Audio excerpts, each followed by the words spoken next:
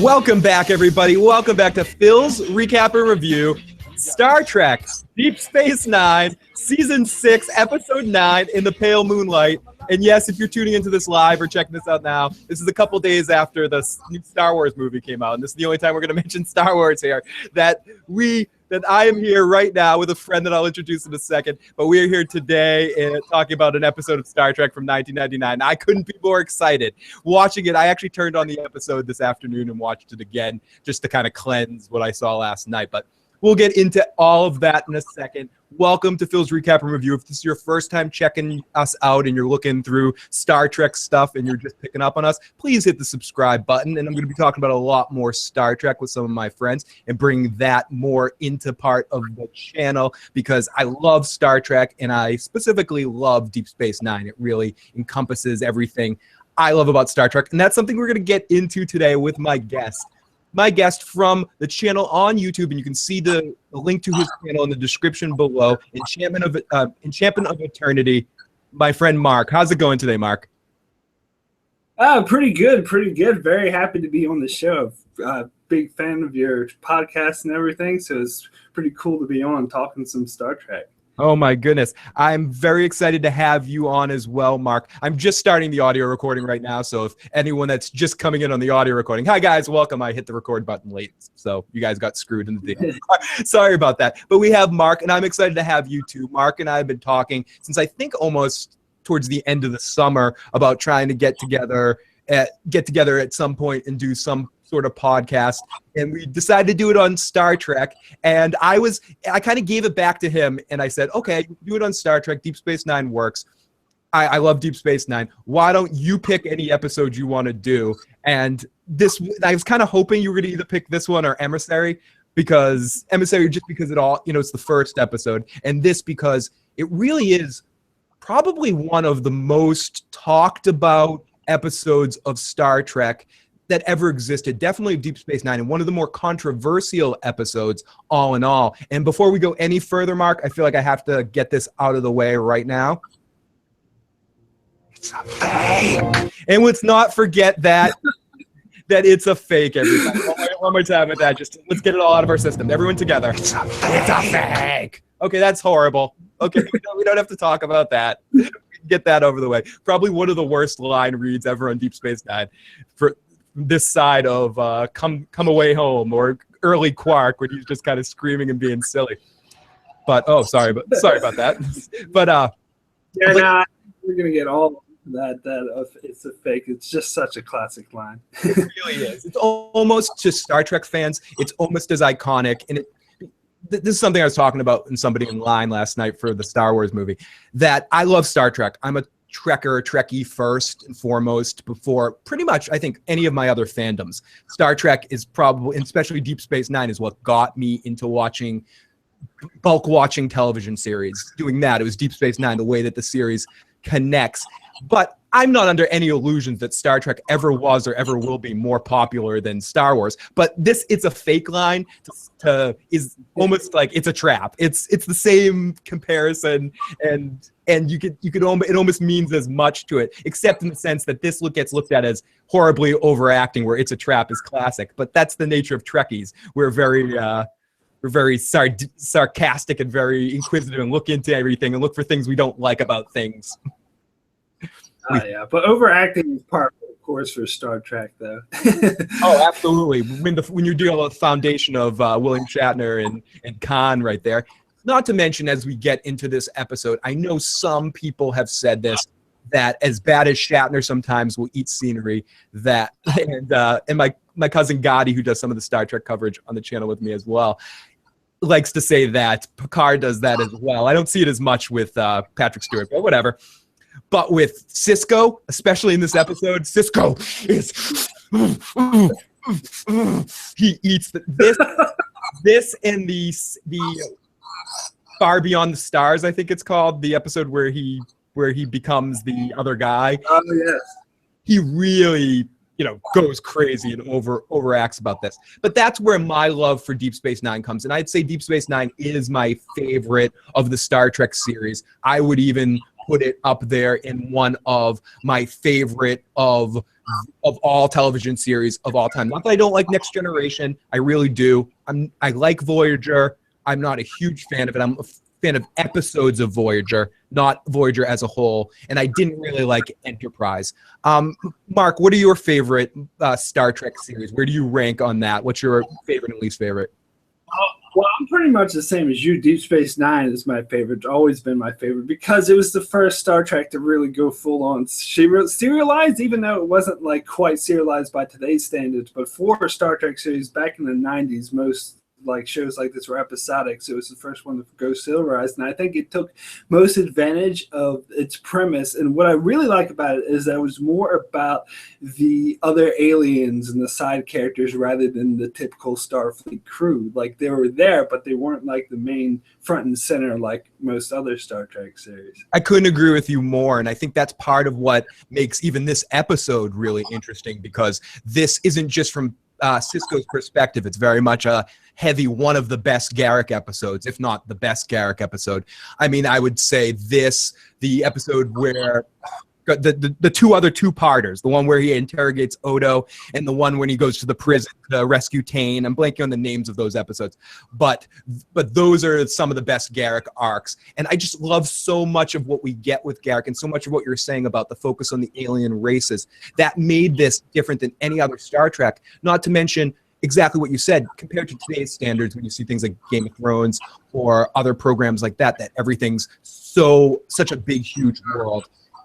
Deep Space Nine was able to do, I think, better than almost any show ever to balance both. It had this overarching storyline that started from the first season that they built really into knowing where it was going to go. And a lot of the episodes, especially the one we're talking about today, is almost a standalone episode. So much is going into this, but I've showed people this episode that have never seen an episode of Deep Space Nine to get them into Deep Space Nine. And Deep Space Nine is really exceptional at character development and really looking at the characters. Before we get into our recap, I do want to say, if you want to join us live, if anyone's checking this out live, you can jump in the chat room. We have Star Trek Fanimated. Welcome, Star Trek Fanimated, to our live chat. You can check that out and join in the discussion. Or if you're watching this later, you can jump in your thoughts of this episode and Deep Space Nine in general in the comment section below. You can also, we have a chat wing chat open that you can find the link to that in the description. Or if you're feeling really daring and you want to join the discussion for a second here and there, we have a call-in number that you can see on the screen right now, 781-990-8509. And thank you so much for coming and checking out our Star Trek recap. We're excited to talk about this. And this episode originally aired on April 15th, 1998. So I misspoke last night, Marc, when I said 1999. We're talking about an episode from 1998, actually. Oh, right. Yeah, I thought it was 98. Yes, April of 98. And I got to say, before we get too far into it, this really is probably my favorite Deep Space Nine episode. It's funny that you happened to pick this episode, because this was the one that it really just takes everything and changes it up. And this is where we get into the controversial thing before we get into recapping the episode. Some people argue, and we have to mention, it's like the elephant in the room here, that what you and I just spelled out that we like about Star Trek isn't what Gene Roddenberry liked about Star Trek. He liked episodic, especially when we get to the Next Generation, Gene Roddenberry. Not so much original cast, TOS, because Bones and Spock had problems. But when we got to Next Generation, he didn't want any characters to argue. He didn't want anyone to have any problems. Everything had to be fixed, and everything had to be happy-dappy by the end of the hour. Deep Space Nine came out pretty soon after his unfortunate passing, and they almost immediately gave a series that he probably never would have completely signed off on, or took the series in a direction that he didn't sign off on. It's just interesting to note about that. And how do you feel about that, Marc, about Gene Roddenberry? Did you see the Netflix documentary about Gene Roddenberry by chance, about Star Trek? If you haven't, I didn't see that. I recommend checking it out, because it really shows Gene Roddenberry's perspective. It's not flattering to him, I'll say that much. But what's your opinion of Star Trek versus Deep Space Nine versus what Gene's ideal for Star Trek was?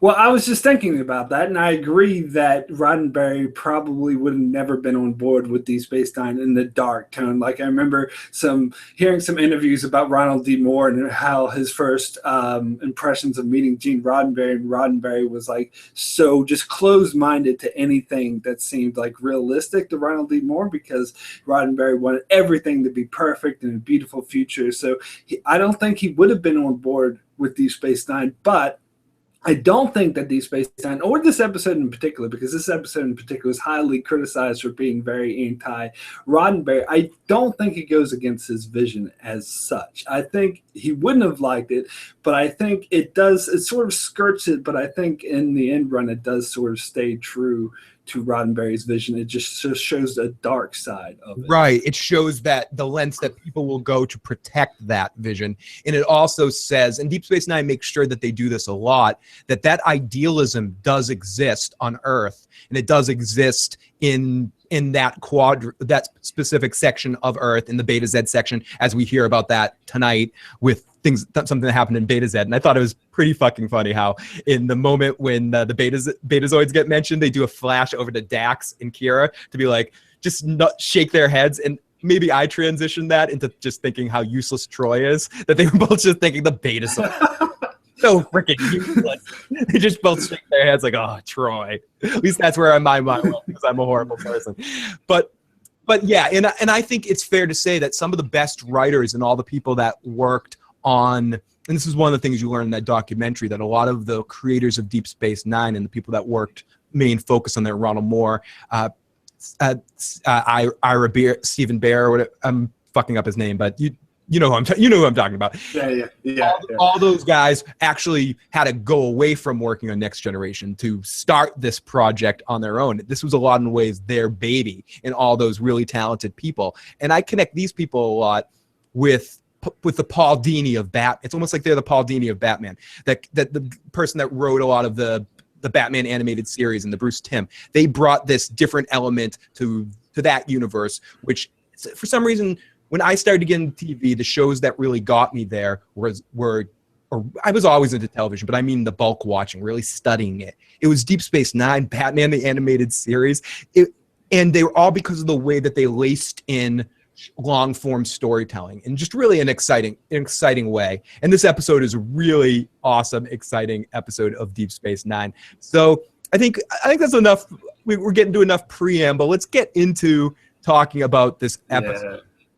So the episode Pale Moonlight opens up with Captain Benjamin Sisko. He's recording a log entry, and he begins discussing the weekly Federation casualty report, listing the dead and wounded and the missing people that week. This week, Jadzia Dax is a longtime friend of his. Leslie Wong has been aboard the USS Cairo, and the Cairo was ambushed by a Dominion patrol that passed through Romulan space, which becomes a big issue.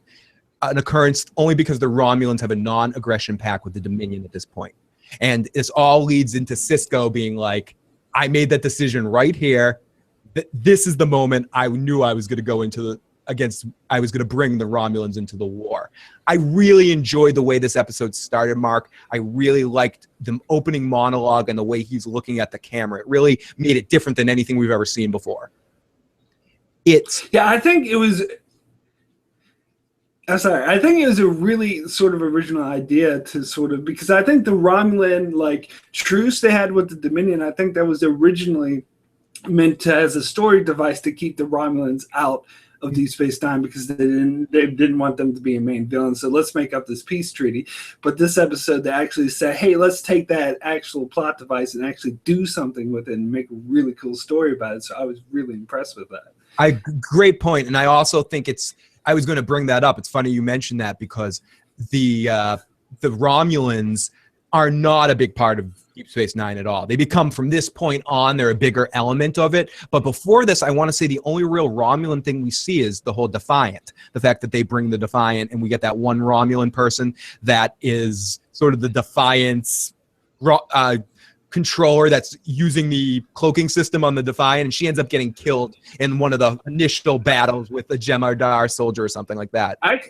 Actually, she doesn't. She ends up surviving. She just disappears from the show, and I think Yeah, and I think that was a really missed opportunity because that would have been great if they kept her on as a reoccurring character, but then for some reason they just wrote her off the show. But So they just like Cunningham brothered her. What was the older Chuck Cunningham to her? They're like, we don't want to worry about putting someone in makeup for that. Because I think the show, I think that's a bummer because I think as good as Next Generation is in certain specific episodes, and I really do like Next Generation, especially Data stuff. Some of when Worf's not a butt of a joke. I don't want to spend this time shitting on Next Generation, but I feel like I feel like especially the Romulans were done decently, but it was somewhat wasted potential, especially when we started to get too down the Tasha's little ancestor as our representative. That was awful. It was just too much of that, where we had such an interesting counterpart of the Romulans, or then when we could have had a fun stuff with the Romulans in Nemesis, when we saw the Romulan Senate and all the stuff with Shinzon that could have been done interesting, how we had fucking Tom Hardy there, but it just got all effed up too because they didn't spend enough quality time in those moments and really learning about Romulan culture. I feel like Next Generation, in a lot of ways, everything they got right about the Borg, they bumbled with the Romulans. And I feel like Deep Space Nine could have done something so cool with them, especially considering how cool they do Vulcans later on, when Sisko has a big problem with Vulcans and we see Vulcans in a way that we've never seen them before. It's really neat. Like, some people hate that episode, but I actually love it because we get to really see Romulans be complete dicks, like I imagine they would be, like arrogant dickbags that they are. Oh, right. There's a reason why Spock's the nice one. But the thing about the way Deep Space Nine handles the Romulans and why it's so awesome is because they hardly ever appear on Deep Space Nine, but every time they do, they're just really awesome because it's like sort of a special thing where Next Generation kind of overdid them. You're like, oh, it's the Romulans again. Where here it's like it was a treat to get the Romulans on Deep Space Nine, and it was always like they always did something really great with them. Like there was that episode where O'Brien was time traveling like 6 hours into the past and the future, and that involved the Romulans like fun. Yeah, that was a great episode. And I would say, to piggyback on your point, I would say if we're doing like comparisons, Next Generation handled the Romulans like Voyager handled the Borg, and Deep Space Nine handled the Romulans like Next Generation handled the Borg. And it was like not even, I mean, I wouldn't say even as interesting. I'd say the way, just as a compliment, that would be an insult to Next Generation. They handled the Borg exceptionally well. But and I'd say Deep Space Nine handled the Romulans very well. But I would say it's equatable to Voyager. The Borg became Voyager's Romulans. They were just there and not really threat. They almost became buddy of a jokey. A comparison I made in one of my videos is I said that the Borg were the Jar Jar Binks of Voyager. They just ruined them. I think I've heard you make that point. That was a really good point. Farcloud says here, but I don't know a damn thing about this topic. Trying to find a free episode to view. There might be one on YouTube. There's other interesting ways you can find it. Farcloud also says, had Star Trek had any robots on it, it would have been a bigger hit with kids. They tried that, actually. I mean, with the Star Trek animated series, they did try to appeal to kids, but it's just not very, it's not a very kid-friendly franchise when it really comes down. It's especially when you get into the second level of Star Trek. I would say the closest it gets to being kid level would be the original cast, because they just have such mass appeal. As much as I'm a Deep Space Nine fanboy, I can't deny the fact that every member of that original cast has this iconic nature to them, that they're so universal. Every single one of them, they're national treasures, Marc. Or international. Sorry, Marc's not in the United States. They're international treasures. These Star Trek people. Okay. So, and that's why I think that no other Star Trek movies worked, but the ones with the main cast members completely for me, because they're all such big, huge, iconic characters. I guess First Contact worked. Well, I can go off on a tangent about that, but I'm actually not a huge fan of the original series. It's one of my least favorite series. Like, oh, cool. Slightly better than Enterprise, but I think the movies. The movies are another thing, because the movies work very well, because I think these characters were more well suited for like single movies rather than TV shows, where the Next Generation crew were more suited for a TV show than they were for movies, which is why their movies fall flat. I think I honestly agree with you 100%. I can't disagree with a word of that, and I think I've said that before too. that it's just Shatner and Nimoy are fucking movie stars, and I love Patrick Stewart, and he's great in an ensemble cast as Professor X. But you need Wolverine in that movie. He couldn't just be a Professor X movie without Hugh Jackman's star power. You just need Patrick Stewart's not somebody that sells anything on his own, and I love Brent Spiner, but they screwed him up in the movies big time. But okay, so we're in. I also like how this episode started with Sisko sitting on his couch, doing his personal log. 517. I just want to make it clear that 517, if it's May 17th, that's my birthday, which always made me like this episode even a little bit more. So as Sisko gets in, while I was posting the weekly casualty report, we got all into that, and he says ultimately I'm going to bring the Romulans into this war. So I'm not always the biggest Jadzia fan. Not that I don't like Terry Farrell. I just think compared to some of the other actors on the show, she's not quite at their caliber. And that's not a dig at her. I just think sometimes she's playing a creature that has all these lifetimes, and I feel like it doesn't always come through in her performance. And she's very easy to look at. I'm not going to say anything bad at her, and I think she brings a lot of light to the role. But I love her in this episode, in the bit part that she has in this episode, in that first section when she's crying with Julian about the hurt people, and then this scene with her and Sisko going back and forth, and her pretending to be a Romulan. It really just works.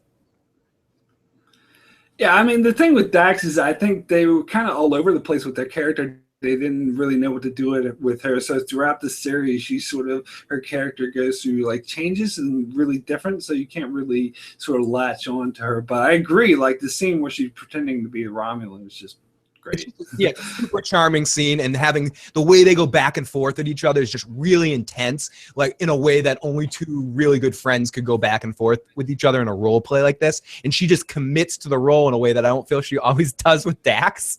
And the way he says to her, "You could have been a great Romulan. You could have been a great Romulan." Oh, I like the spot spread and the tears. And I think to piggyback on your point as well, I think part of the problem was they didn't know whether she was an immature person that was acting immature because she had a lifetime of knowledge, so she was working with a parachute, so she wouldn't give a crap.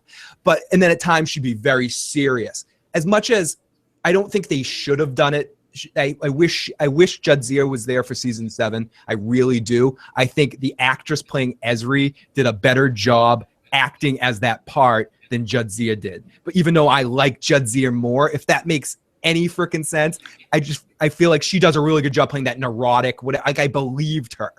Someone that wasn't a trill that wasn't supposed to be joined and has this whole messed up thing in her mind. I think that really works. Well, I think they did a better job of writing her character too. I think she came off as more of a like trill. Like you got the sense that she was this special being, whereas with Jadzia they kind of mucked it up a bit at times, and sometimes it didn't feel like this was a being that was like hundreds of years old. No, and I felt like it was a young girl, especially towards the beginning. I think she got better in the in her last couple of seasons, but in those first couple of seasons, she was at times cringeworthy. There's no doubt about that. Whereas someone like Nana Visitor, I loved her right from go. Like she understood Kira, and she was like right ground floor, bam. And I feel like also, even though that Terry Farrell, I think she was still grabbing it, there's a sense of realness about her that you never get with Beverly or Troy. You just never, or friendship between her and Kira.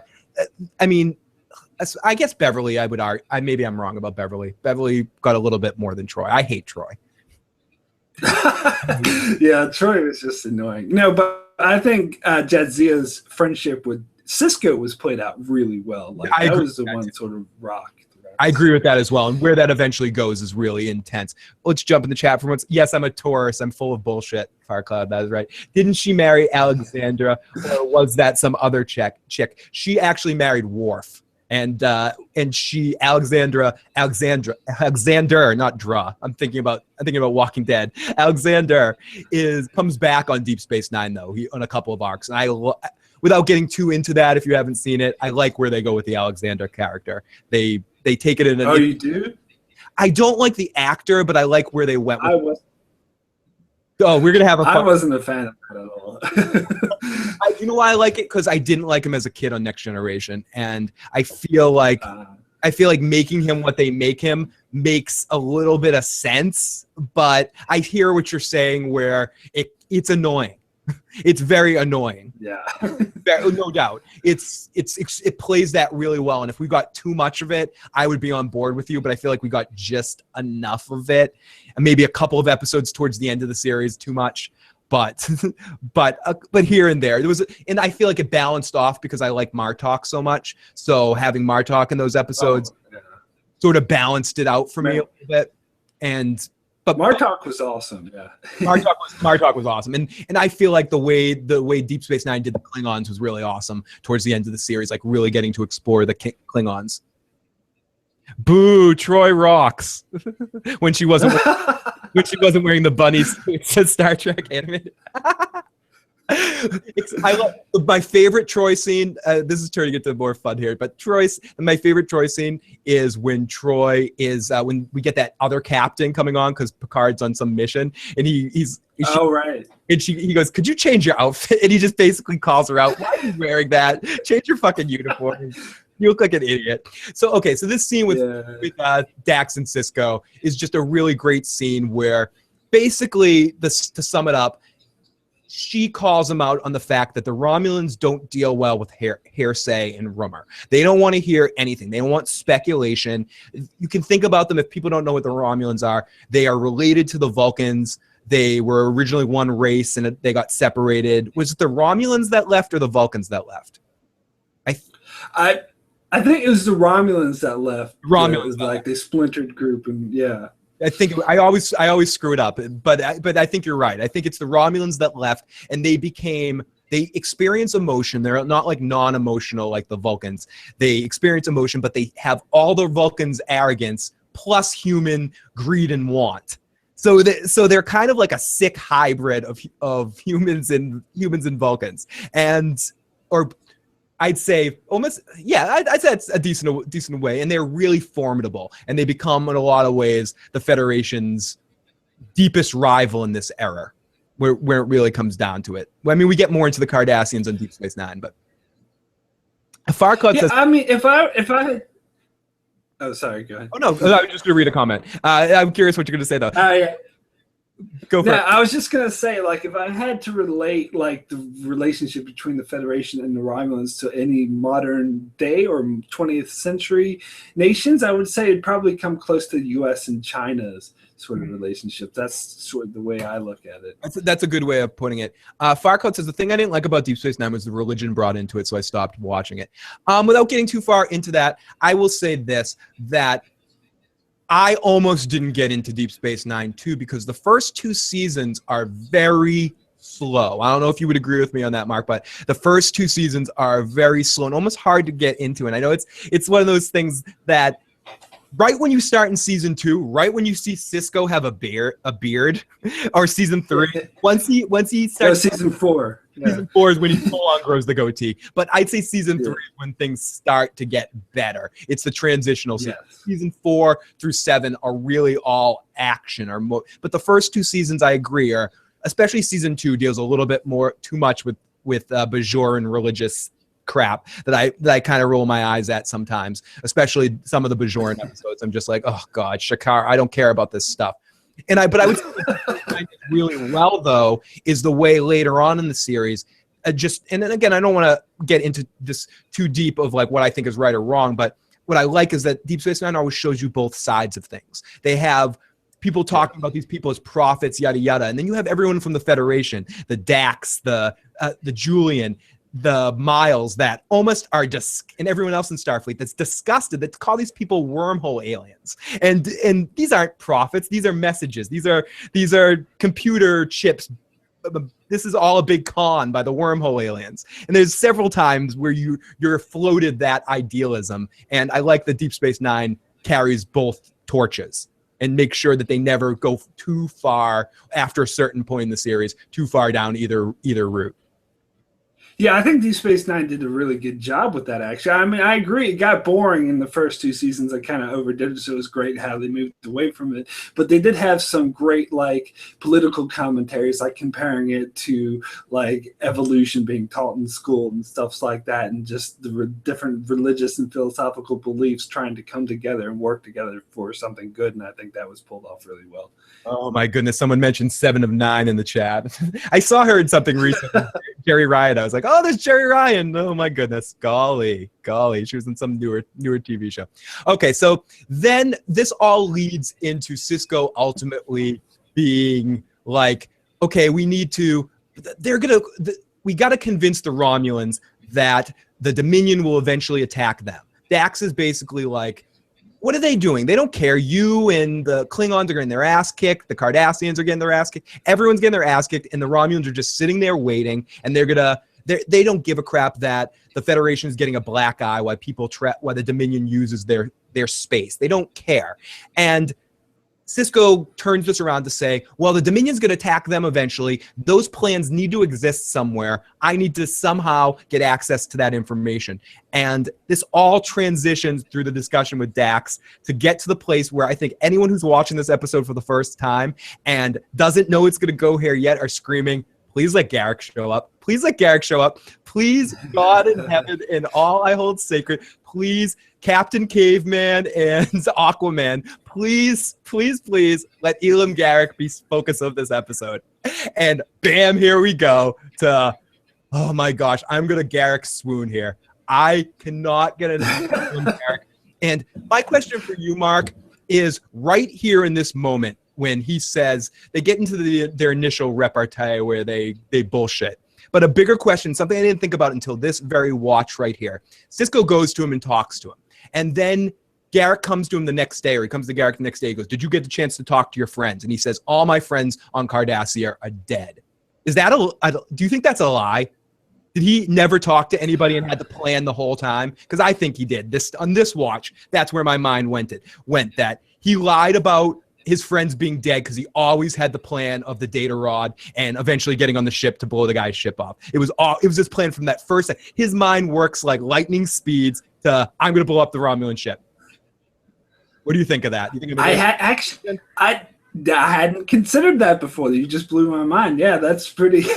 I think that's a pretty good theory. I mean, I think it's just as likely though that he was telling the truth and that everyone he talked to was dead. But I think you're right because you can never. That's the thing. Again, I feel the same way about Garak as you do. Absolutely love him. I'd say he's my favorite character of Deep Space Nine.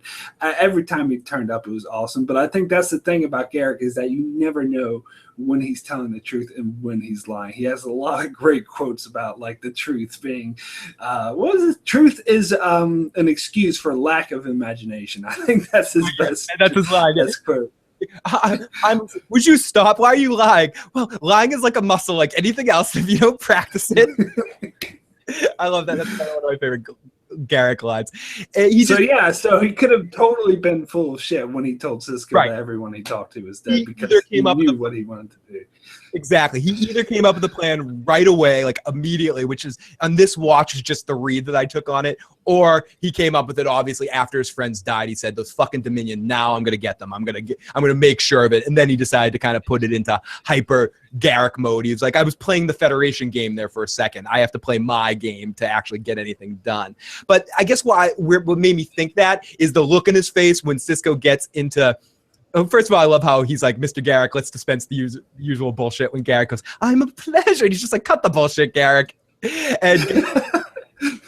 And then he says, it would mean calling in all my favors, captains. Do what you're asking would mean using every resource I have on Cardassia. And it may be a very messy, and this is, I think, him testing him. It would be a very messy, bloody business. Are you prepared for that? And Sisko just goes, like, I posted my 14th casualty report. You better goddamn believe it. I'm into it. I want to kill all these little bastards. And the look on Garak's face is what made me think it. He just gets this smile like, almost to parallel the look we get on Quark's face later in the episode. And you said Garak is your favorite character. Mine is Quark and Garak, and it's very close. And it's between the scene. That scene when they're sitting there talking about root beer, The scene between the two of them talking about root beer is my favorite scene in all of Deep Space Nine. It's not get enough of that, and that symbolizes what I love about Deep Space Nine. What you were talking about earlier, the fact that we focus on the alien races rather than just the Federation, and I think that's that in a nutshell in that conversation that they're having. But so Garak, I think in this moment, just the smile he gets on his face is like, this is gonna be fun. And then we get the Sisko voiceover. My father used to say that the road in hell is paved with good intentions. Sisko serves as the essential Greek chorus of this episode. Of every time we see a scene, it's paired with Sisko breaking the fourth wall and talking to the audience, which is something do you like that? Do you like that he's talking to camera? No, I was just gonna say I think that's probably my least favorite part of the episode. I don't hate it, but I wasn't like a huge fan of it. I can kind of see why they did it, because they want to show you things from Sisko's perspective, and it also serves a purpose to fool you, because he's starting from the beginning about how this all turned out bad, so it makes you think that it's going to have a horrible ending, which kind of tricks you in a way. But overall, I just think Avery Brooks overacts it. That's probably why I'm not a huge fan. Yeah. Okay, I have mixed feelings about it, because I do agree with you, and it's hard not to say that Avery Brooks eats scenery sometimes. He really grumbles it, but I love it in this episode, and I think it works simply because this, if any Deep Space Nine episode, I talk about this a lot, but Next Generation once did in the summer in between a season, they did one of their episodes. It was the episode, I think it's called Frame of Mind. It's the one where Riker is trying to do fair and goes crazy. They did it as a stage play on like 1 or 2 nights only as a performance. This episode of Deep Space Nine, more than any other episode, plays off, especially the Avery Brooks part. Avery shows you Avery Brooks, the stage actor. It was almost like they were directing him. Don't hold back, Avery. Pretend you're in the stage and you're having to present this to the last person in the last row. Avery Brooks you can tell by nature, he is that. And the more he feels comfortable in the Sisko character, the more that comes out. Because Sisko has 2 modes. He doesn't really have a mid thing, or he has that happy, I'm happy, Sisko. Come on, Jenko. But really he has, yes, everybody, I'm Captain Sisko. And he goes, oh my God, he has the people are dying every day. The intense oh gosh. Farquaad says, Avery overacts? Really? Really? No, and he really does. But I think like when you see Avery Brooks try to act really well, movie, and overdo it, he sometimes acts too low. And I think it works. Like when you see Avery Brooks in American History X, for instance, he never really gets an emotion. I thought he was good in that, though. I thought he was really awesome. And dude, I agree. But I'm saying like his good acting is when he's very understated, is what I'm saying. Is he plays understated really well. He doesn't just play casual conversation. Oh, I'm having a conversation with you very well. He has to play it like this. Like, whereas someone like Shatner everyone likes to make fun of Shatner for doing that, but Shatner's a lot better. Like, Shatner's easy to mock, but he really look at him, and especially in the movies. And this is what I was going to say to you before when you were saying about original series. I'm not the biggest fan of the series TOS. It's probably the one I have the most trouble next to Enterprise sitting through an episode. But the movies to me are what TOS is, and I feel like they didn't really get a chance. I feel like if they had got that phase 1 thing off the ground and they had got the second series, we would have had a better feel of what that cast would have done in a modern Star Trek feel. But because it never really happened, we can only look at the movies and in none of the movies. And what's the problem with every single Star Trek movie, and I talked about this in a different Star Trek podcast I did, and you hinted at this earlier, Star Trek movies are good. Some are really good, some are bad, but Star Trek is a television entity. And I think it works best for me personally on television. And and someone says someone said that's why he thinks Avery is the worst of the Star Trek captains. Over enunciations. People are dying every. Janeway was the worst of the captains. Archer. I have so much trouble, dude. I have so much trouble with that because I love Quantum Leap so much. Oh, really? Another documentary to watch that's very funny and very good is called The Captains. The Gene Roddenberry documentary is one of the William Shatner ones, but there's a funny line, just to talk about Enterprise quickly for a second, where Shatner's interviewing Bakula, and Bakula basically admits, he goes, yeah, my cast never had what any of the other casts had, and I'm depressed about that. And he goes, it's because I didn't put the time in that I should have, because I had already done that, so I was only going to be a certain commitment level, and we just never had that chemistry, is what he says, something to that effect. Farquaad says, okay, yeah. Janeway too. Fair enough. But I actually really like Scott Bakula as a person, so I have problems with that. So then. But the thing.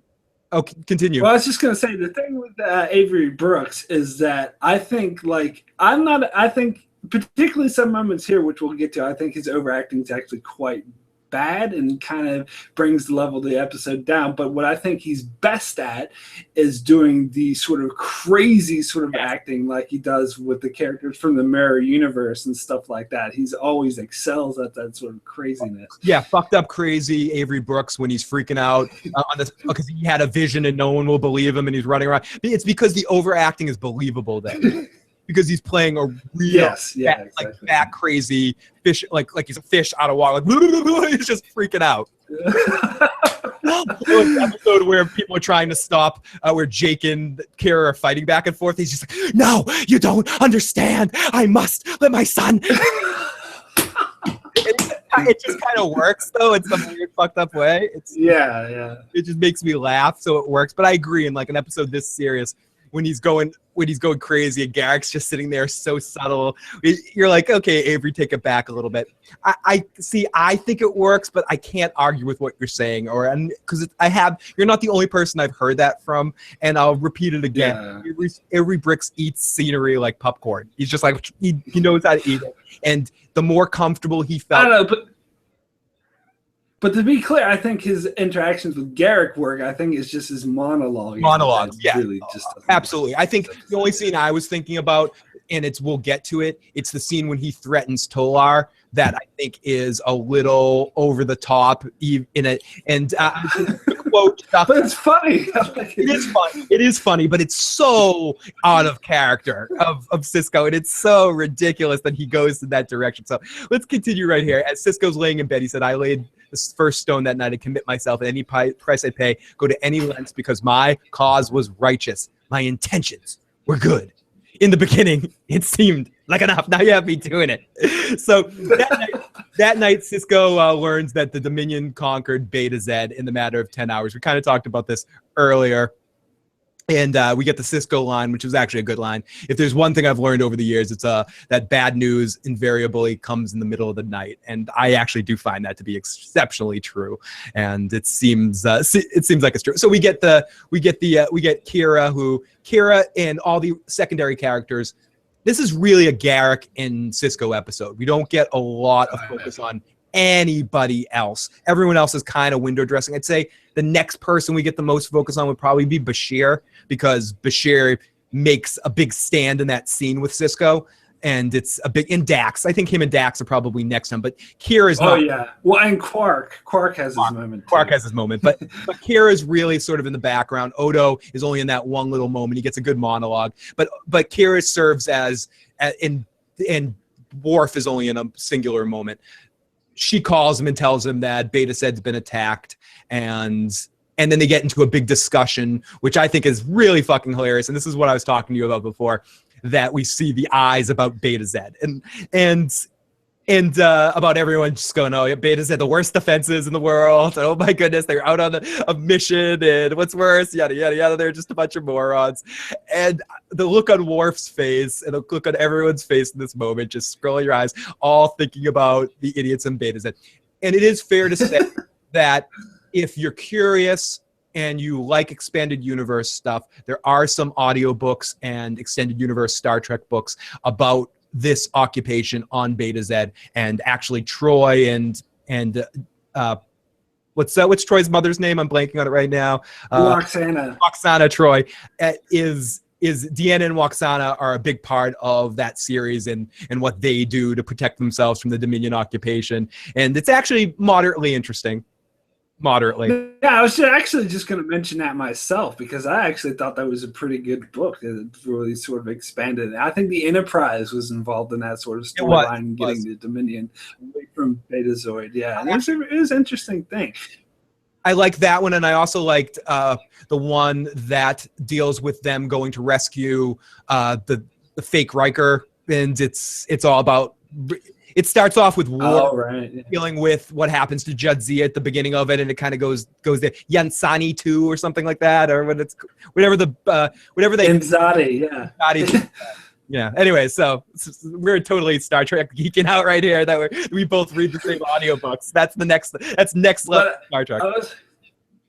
I was also going to say about Betazoid, just in this episode, having the sort of Betazoid Betazed be conquered was this was another probably really controversial move, that having like a Federation planet that we've never been there, but we know the Betazoids through Troy and stuff, and having that whole planet be conquered in the war was kind of like a really bold move for and it was a real serious. I mean, all the shit we want to give Troy, or I want to give Troy, it's the Beta Zeds have always presented themselves as, an egocentric people because they read people's minds. They don't really ask, especially Waxana. She's very depictive of what I think about when I think about Betazoids. But they also have a big heart. They're a peaceful people. They're looking to do good things. And the Dominion to go there is just a big blow. It's one of those things, kind of like what Marc's hinting at, because they can get Beta Zed, they can get a strike at Earth. It was a really smart move by the Dominion to create fear amongst the Federation.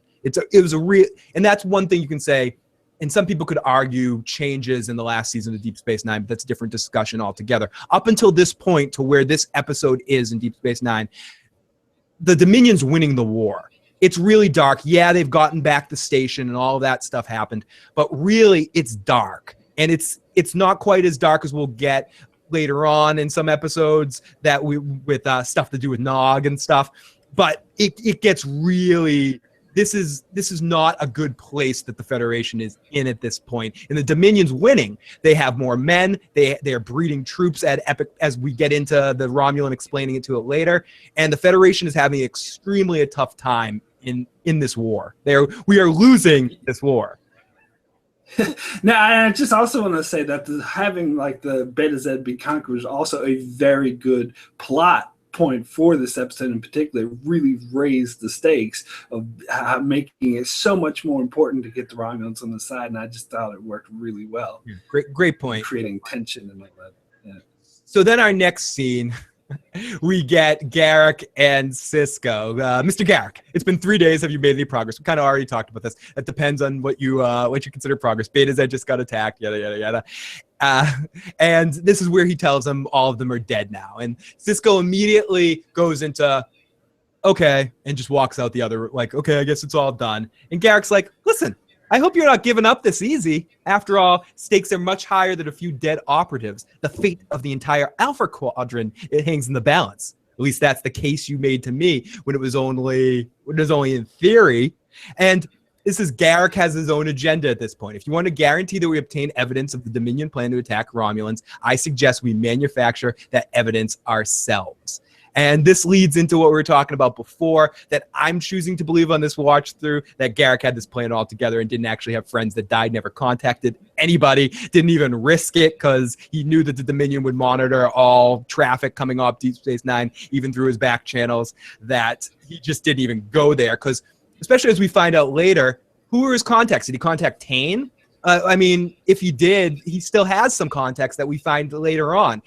All his contacts didn't get killed. He has Tane, he has Tane's wife, woman, whatever that is. He has a couple of other people in the Obsidian Order that he could theoretically turn to after this.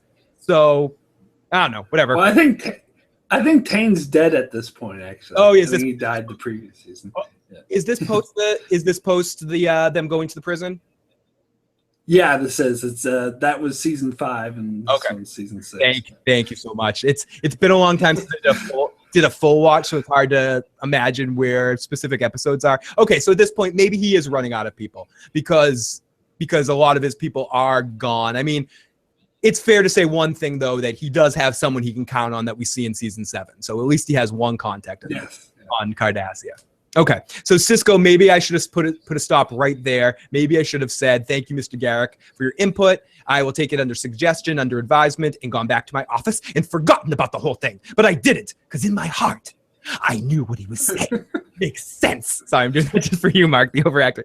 So then we get we start to get some of the awesome parallels or some of the awesome interactions in the episode between Garak and Sisko.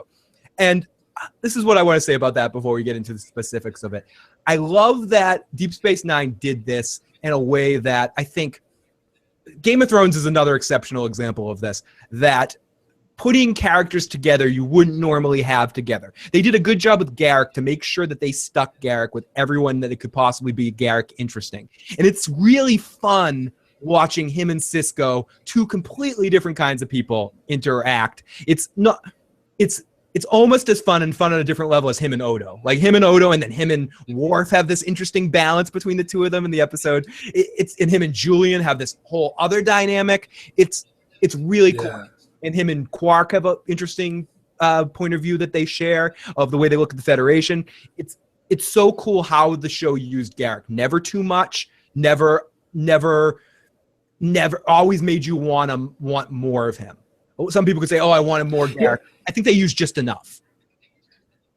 Yeah, I think, well, and the reason why this episode is my favorite Garak episode is because I think this is where we see him at his sort of darkest. Like he's always been sort of dark and shady before, but this time it gets sort of full on. And especially at this point in the series, they're kind of whitewashing his character a little bit. Like during the whole Dominion takeover of the station story arc, he was just like this background character helping out the Federation. So you start to get this false sense that he's just like another good guy fighting for the good guys. And so this episode sort of brought you back to reality. Like he's really a really shady guy. Awesome point, Mark. That this reminds you of who Garak is, because so much witty repartee with Julian and how he kind of bailed Odo out and how he did XYZ. You forget that he's really a sick bastard when it comes down to it. And when it comes to hurting, and we get into this later with him with how he feels about what's happening to Cardassia right now, and we can get into it even more with the book that Stitch in Time.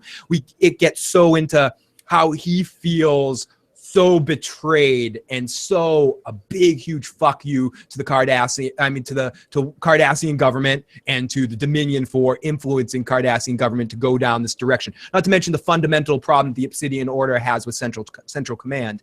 And he is essentially one of the last true members of the Obsidian Order that exists. Everyone else died in the attack of the Romulans' of the Founders' home planet.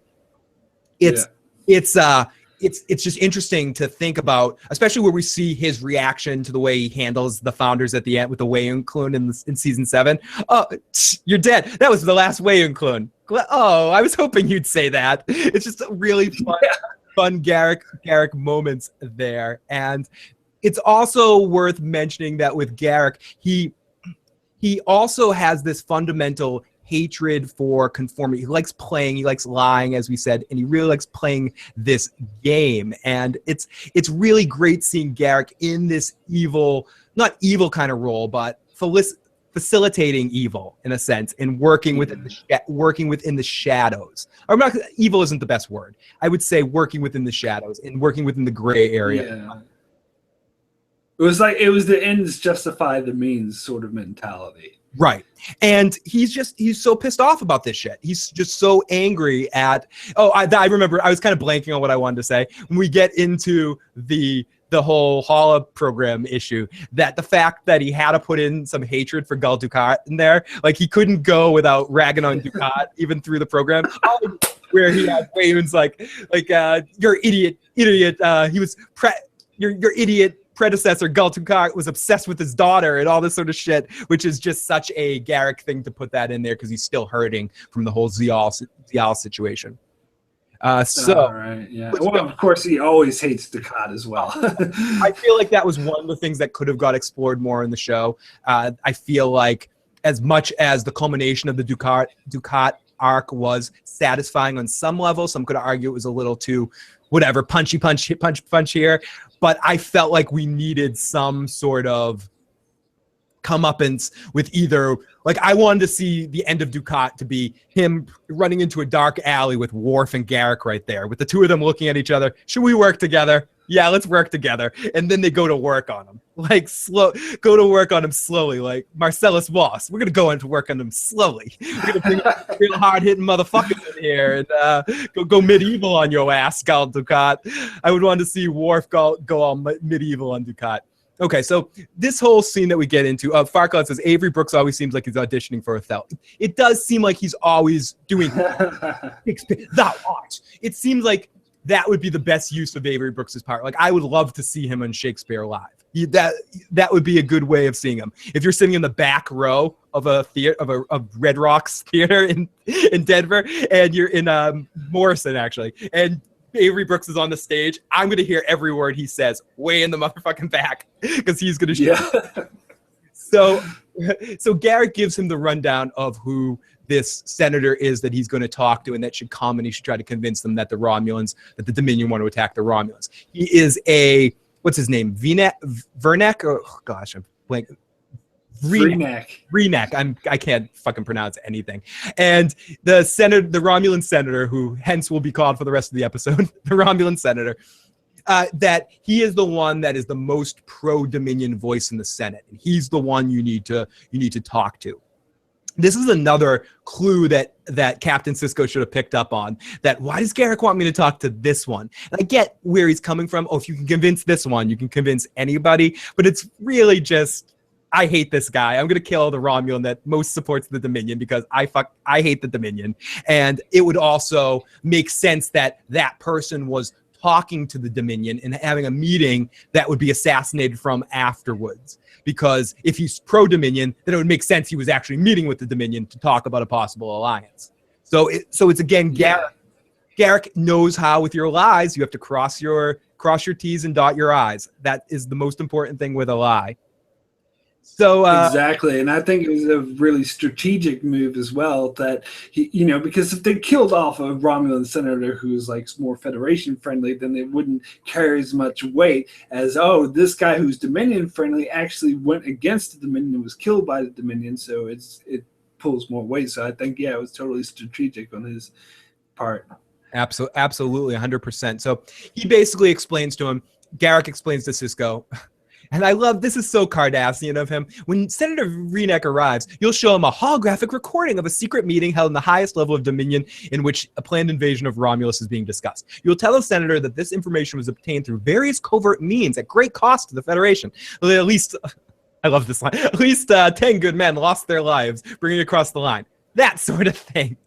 He'll immediately suspect it was forgery. But you'll be like, and again, this is the line that's so Cardassian, because Cardassians think that anything they say can't be objected to. It's fair to mention, if you're not familiar with Cardassian court system, the Cardassian court system is you are guilty before going into a court. They don't try you. It's not, but I'm not saying it's not even a kangaroo court. It's just you go in there and they're like, you are guilty. This is just a sentencing hearing. It doesn't really matter. You are automatically guilty if you've accused of a crime, because Cardassians don't make mistakes. I think that's the exact way it's described by Dukat at some point in time. The reason why we do this is because Cardassians don't make mistakes. And I love that scene with Julian and Garak when he's like, oh, you enjoy the Cardassian books I'm letting you read? He goes, it's always the same thing. I don't like reading that. And that's where they talk about the, what is it? What story is it that they talk about there where Garak looks at it as a never-ending. No, never tell the boy who cried wolf. That Garak's. Oh yeah, the boy who cried wolf. Yeah. Garak's lesson for the boy that cried wolf is never tell the same lie twice. That's the lesson. No, the lesson is don't tell the same lie twice. So he ultimately tells Sisko that, that these rods are my rod is only manufactured or needed on Cardassia Prime. Information can only be transcribed on them once. They can't be altered. Sisko says he'll want to examine it. Of course he will, and you'll discover to his amazement and it's completely genuine. At least it will appear be. But in reality, you'll hand him a genuine data rod, but it will contain one of the most perfect forgeries ever fashioned. And ultimately he says this all needs to be done by a man that's unfortunately in a Klingon prison. You need to get him released. And I think he just picked this guy because he had a grudge to him because he screwed. I'm creating backstory that doesn't exist. That he picked this guy because this guy fucked up a job in his past, and Garak was pissed off at this guy, and he was in a jail, and he knew he was gonna kill him the whole time too, and was like, now I can finally get my revenge. Revenge is best dish served cold, and this guy screwed up my stuff before, and I'm gonna kill this guy. Maybe not. Maybe it's just the forger he knew best or something. But I like to think. No, I totally agree with your theory. In fact, I was thinking the same thing, that he was, because I think Garak knew from the beginning that his forgery would be bullshit. Like later on, we'll get to this. He tells Sisko, "Oh, he's hoping that maybe he would do that's job," but I think he knew that it was going to say.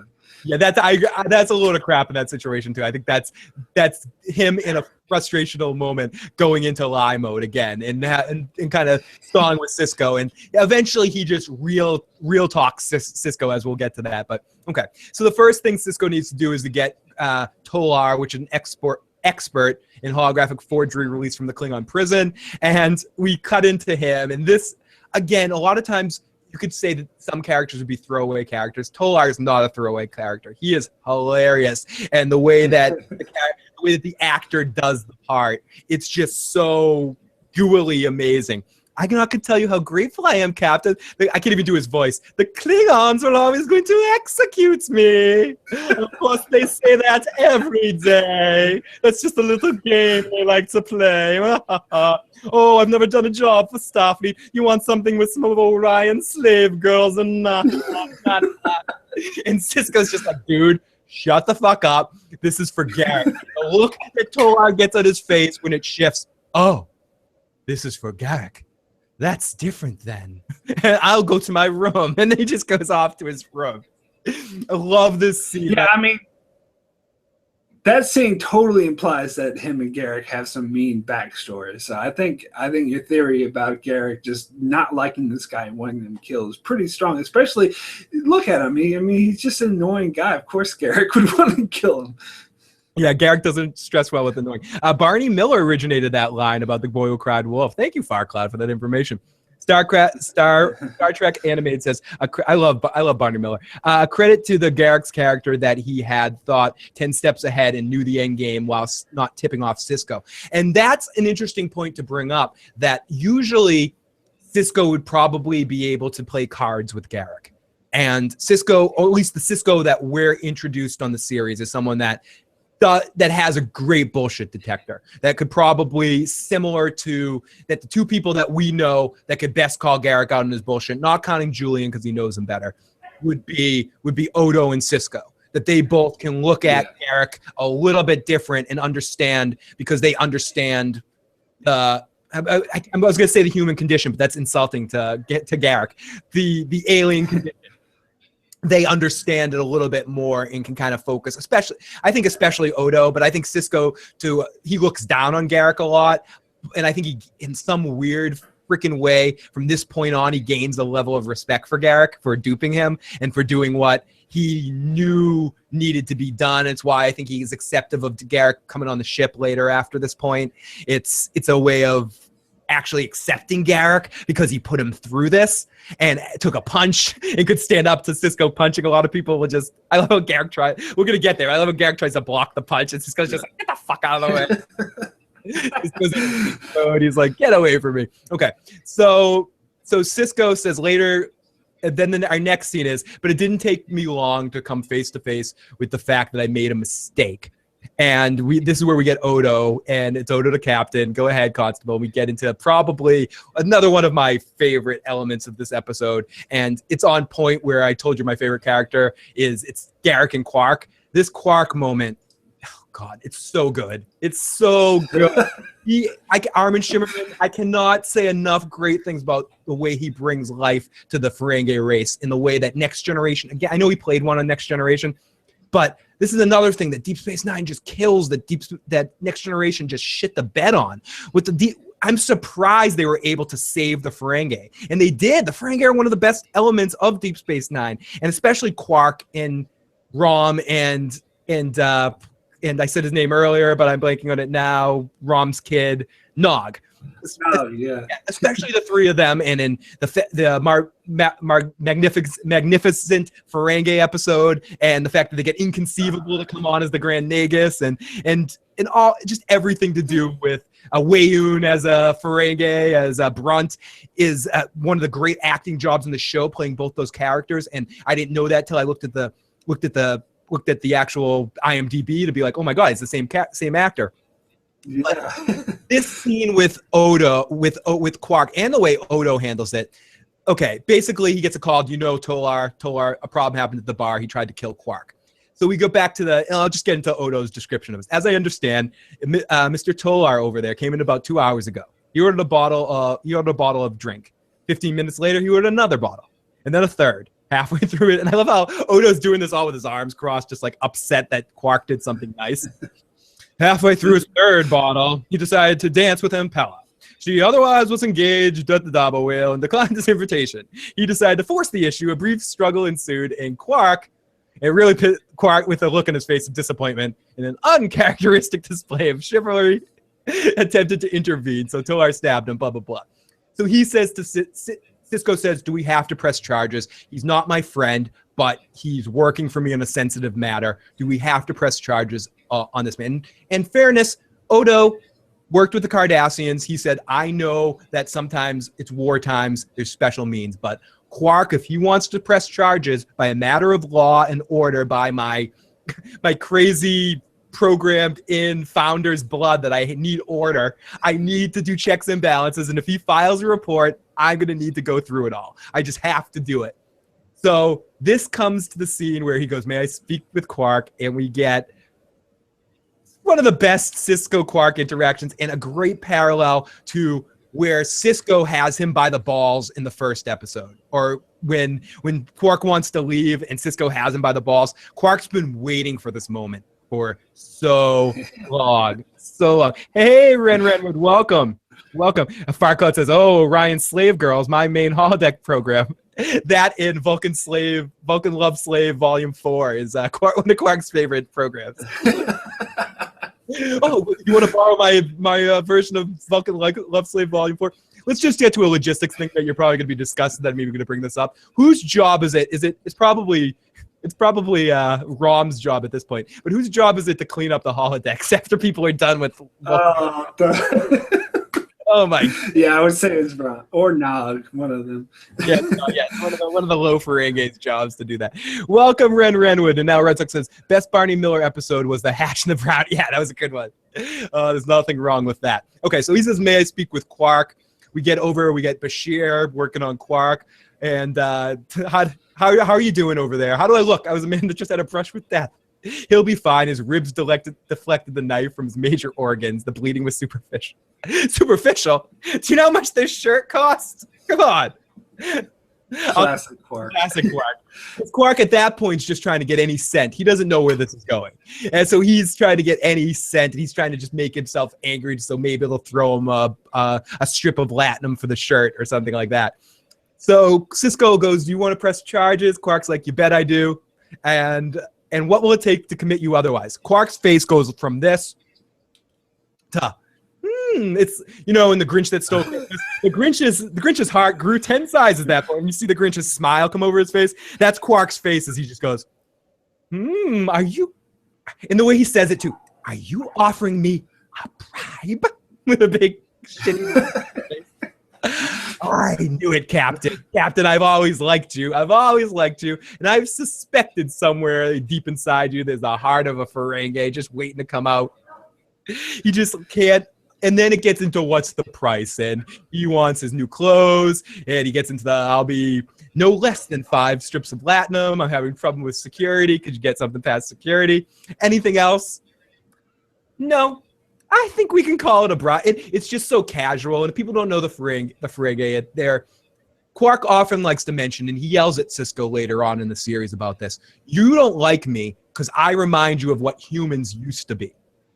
And they're all the quote-unquote worst, and I don't want to get into a whole thing, all the quote-unquote worst aspects of humans when it comes to the accumulation of wealth Think about all the worst stereotypes, all the worst things you can imagine. That is the Ferengi.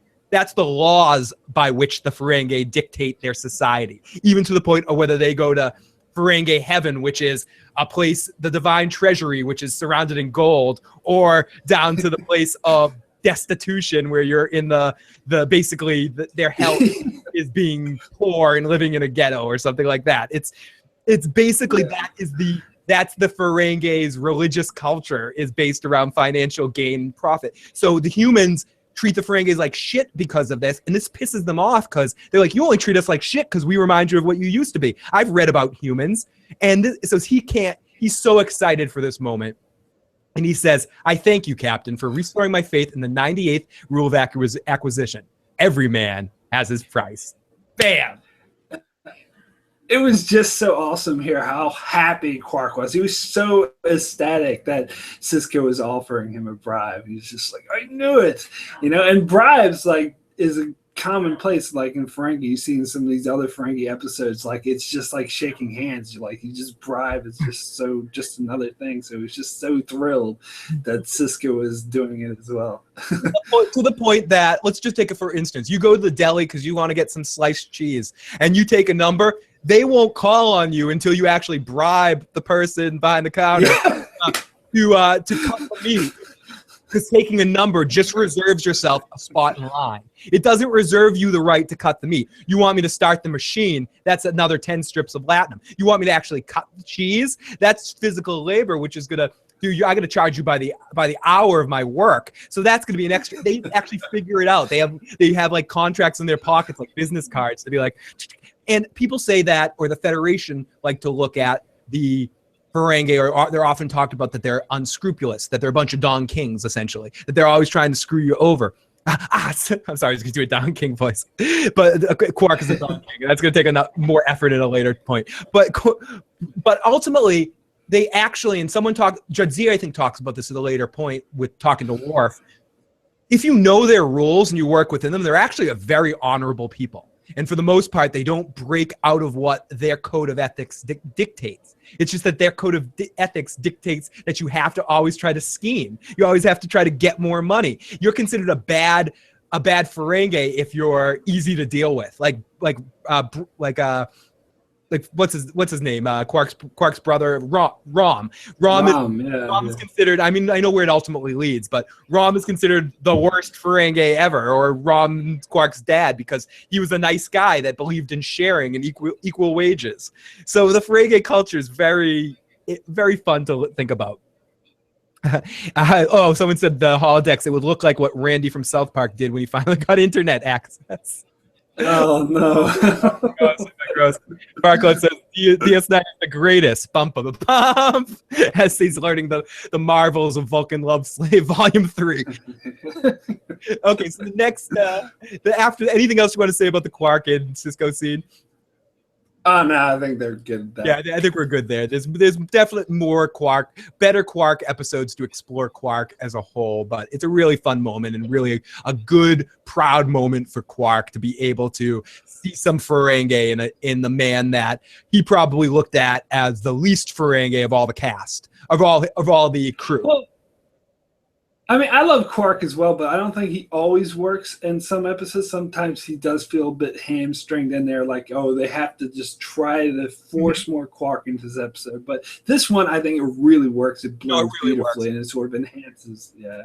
And I would say the same thing about some of the characters on Deep Space Nine, that they almost come off like they feel like they need to let you check in with them sometimes when you don't necessarily always have to check in with them. The one I'm thinking about specifically is there's an episode, I want to say it's one of the Mirror Universe episodes, where in season 7, the last one, where Quark and Rom are crawling through the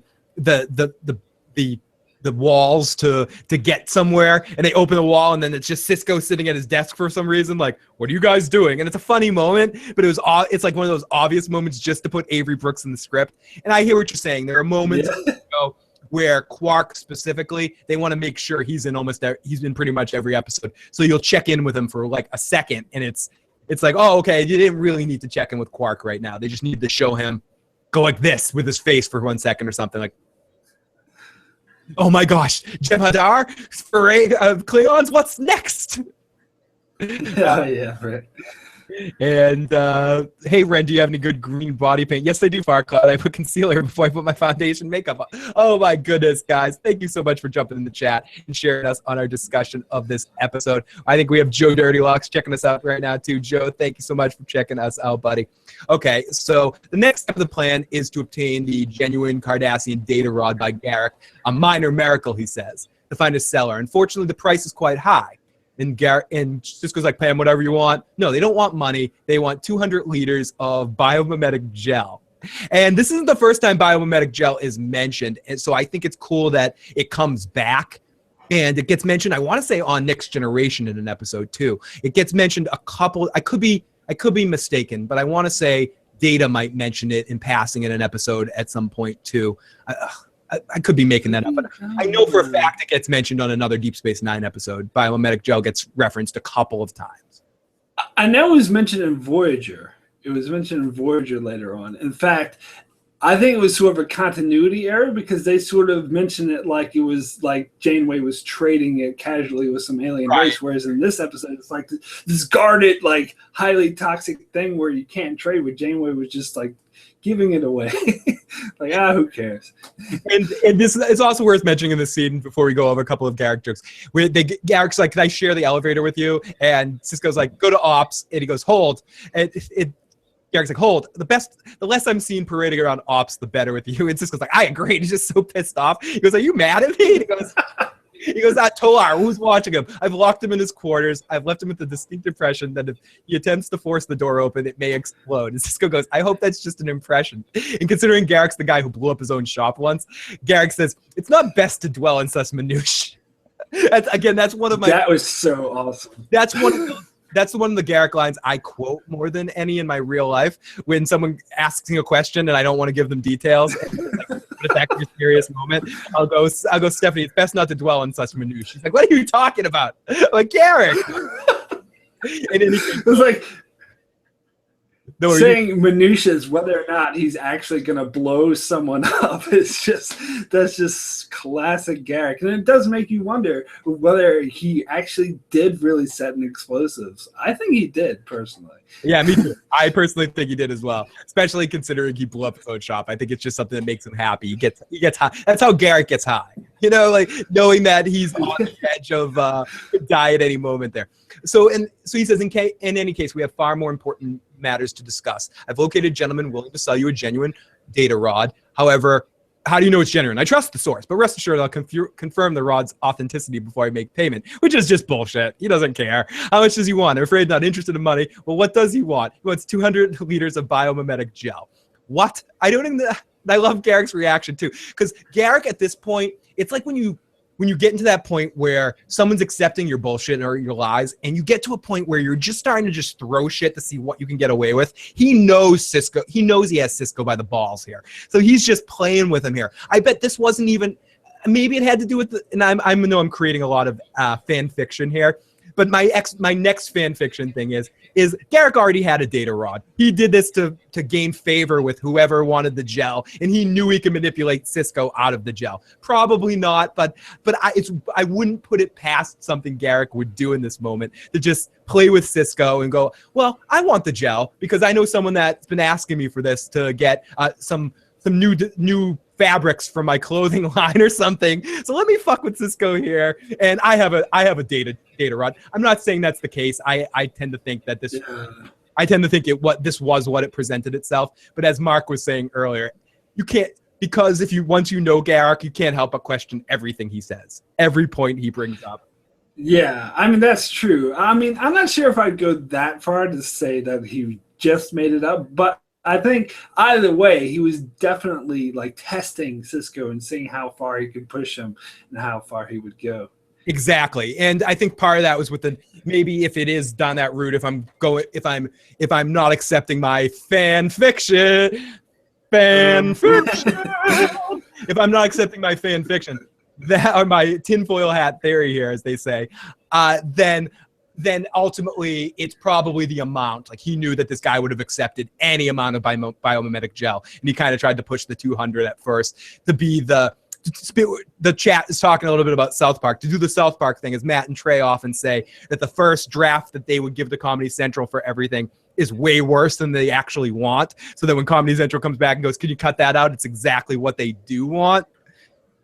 So they go extra raw on the first takes of things. So I think part of that was Garak. Biomimetic gel is strictly controlled by the Federation and not for sale at any price. Find someone else who's willing to get us the rod. I wasn't exaggerating when I told you about the near impossibility of obtaining this genuine Cardassian data rod. Sorry, it's just such a dirty term. It's something of a minor miracle. It's only dirty when I'm saying it. When Garak says it doesn't sound as dirty. It's something of a minor miracle, the way I was able to locate one. And he basically says, if we can't do it this way, it's all off. He bluffs Sisko. And Sisko initially calls him on his bluff, or maybe Sisko's the one bluffing here, and Garak's the one holding all the cards. And Garak just turns to him and goes, "Okay, I guess it's off then." And he just waits 2 seconds. And the look on Garak's face, like he's counting to 10. 1, 2, 3, 4, 5. Al Red Sox says dirty data rod. Yeah, it's a very dirty data rod. Garak. I think that Sisko actually was in that moment. He wanted to call it off because he just had enough of it.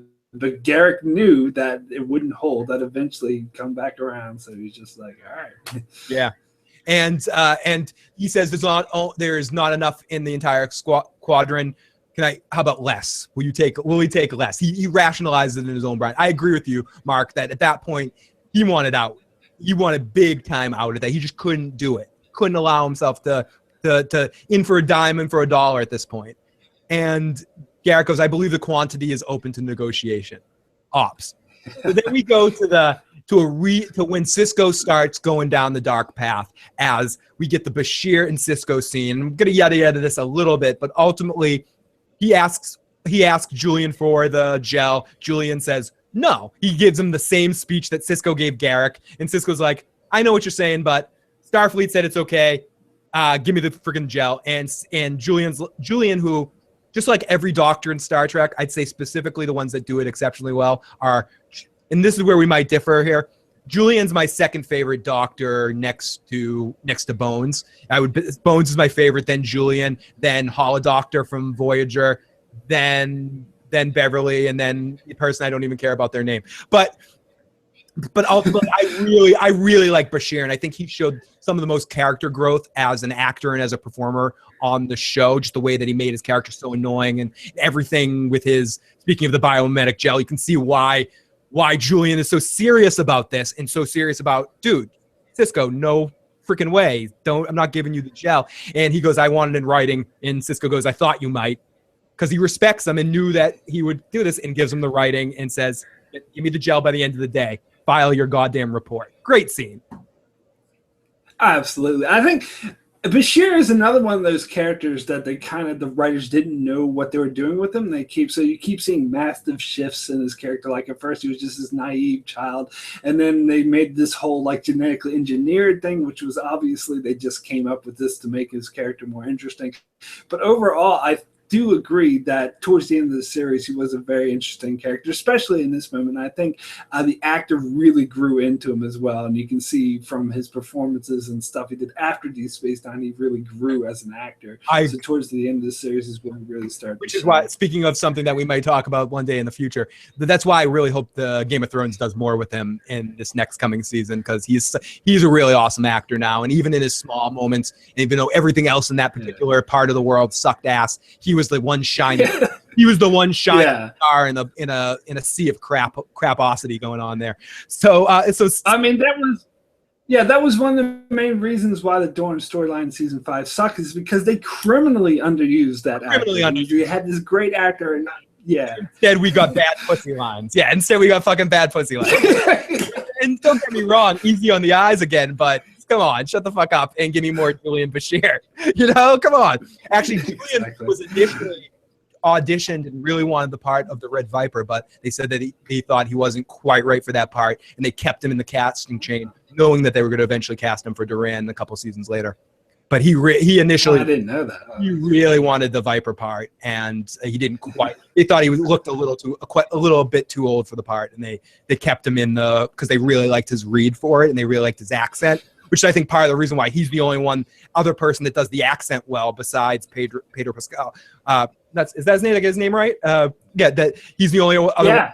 I actually did. I'm surprised about that. But he's the only other one that does the Viper accent well, as anybody else in Dorne sounds like an idiot. But whatever. And back to Star Trek. Star Trek Fanimated says, oh, yes, I forgot her name. Her name was Dr. Pulaski. Yes, Dr. Pulaski. Funny moment about that. Oh, right. I was mentioning a documentary on Netflix, or a couple earlier, but there's the documentary on Star Trek, the most recent one, that on Gene Roddenberry that they did. There's actually an interview that they do with Pulaski. It's the first time I've ever actually heard her talking about her experience on Star Trek and about how awful it was and how she hated it, and she hated everyone on set. Oh, really? Didn't get a good vibe. I did not know that. I mean, anyway, she just said the whole experience kind of sucked and it was down. It's actually a good. Again, it's short, but I recommend that in the Captain's documentary, both on Netflix, both Shatner created documentaries that are done really well and give you a lot of information that you might not know about the behind the scenes thing. Specifically in that about Next Generation, how it set a record for most writing changes from season 1 to season 2 to season 3. Like they kept firing writers and bringing in other writers, and that's why it just was a big freaking vicious cycle of it. So, oh yeah, but season 1 and 2 were awful. Like, to be fair to her, season 2 was like one of the worst seasons. So I would say, not to get too far down Next Generation, I would say season 2 is pretty awful. Season 1's even worse. But season 2 has the best season 2 episode involves her on some minor level. It's the Measure of a Man episode where Data has to prove him he's human. So I think she's in like one good scene I really like in that moment, and I almost like. People hate it, but the only thing I like about Pulaski is the way she treats Data. I like that that they brought that element onto the show, that not everyone, and that's where I think the idea of her works, to have somebody there that isn't as happy on the love boat of space, and that is the Enterprise D. That actually has an attitude. I just don't think it worked in practice, and the actor had no chemistry with the rest of the cast, so it just didn't work, and the storylines weren't there. And I like Gates McFadden better as just as a person. She seems like a warmer, friendlier. She brought she had good chemistry with the cast. But I feel like the idea behind Pulaski was good in concept, of having someone that doesn't look at Data as a life form and looks at him as a little freaking machine. Let's jump into that 1 second before we continue. Only in the Game of Thrones world would we say less nudity, more acting, says Rand Renwood. And Al Ritzox says South Park did a very funny episode of that in Game of Thrones, how George Martin has an issue with all those limp wieners. That is a very funny episode of South Park. Okay, so here we go to our holosuite. And this is where we see that Garak and Sisko are watching the fake holosuite program with Dumar and Weyoun talking about the Romulan occupation, or talking about sneaking up on the Romulans and attacking them. And Garak and Sisko are watching back and forth. I like how they did this, where we just see one little element of it, and then basically it's the shitting. We talked about this earlier about the shitting on Dukat, and just add a little bit of mutual hatred, and that's it. Freeze the program. All the new material. The program plays exactly as you saw it before. It's better. Yeah, and all I had to do was add a little petty bickering and mutual loathing. It's just a really funny line that about that. That's about the truth about how everyone feels about Gul Dukat. And we also get Vreenek. Are you happy with this? No, who gets it? Who gets it? He's such a little cutesy. Oh, I just want to hug that guy. He's so cute. The guy gets to leave, don't I? It's been a pleasure doing business with you. And so you might think it's funny, or it's easy to laugh at, or go into how interesting it was to look at what Sisko does in this moment. No, it's not a fake. It's interesting to go what Sisko does in this movie. But what I really like is, again, Garak's face, the way Garak looks at this guy when he thinks he's getting out of here. That's the guy's like, I'm leaving. I'm getting out of here. This is I'm gonna be able to go. And the Garak just looks at him like, you really think you're getting out of this alive?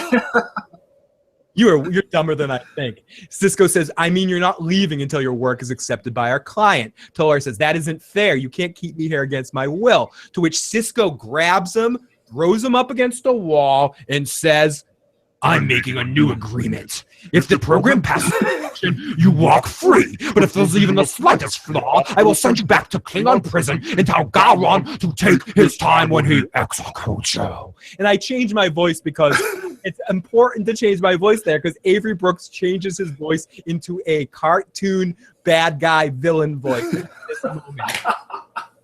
He's straight up, and I'm not saying I don't like the performance. I actually think it works here because he's losing his mind. And this goes to what you were saying earlier, Mark, that this is a moment where he loses control. But he straight up voice changes his voice into this like dark, guttural, what you would imagine some bad guy living in a construction site, you know, just like, I'm gonna kill him.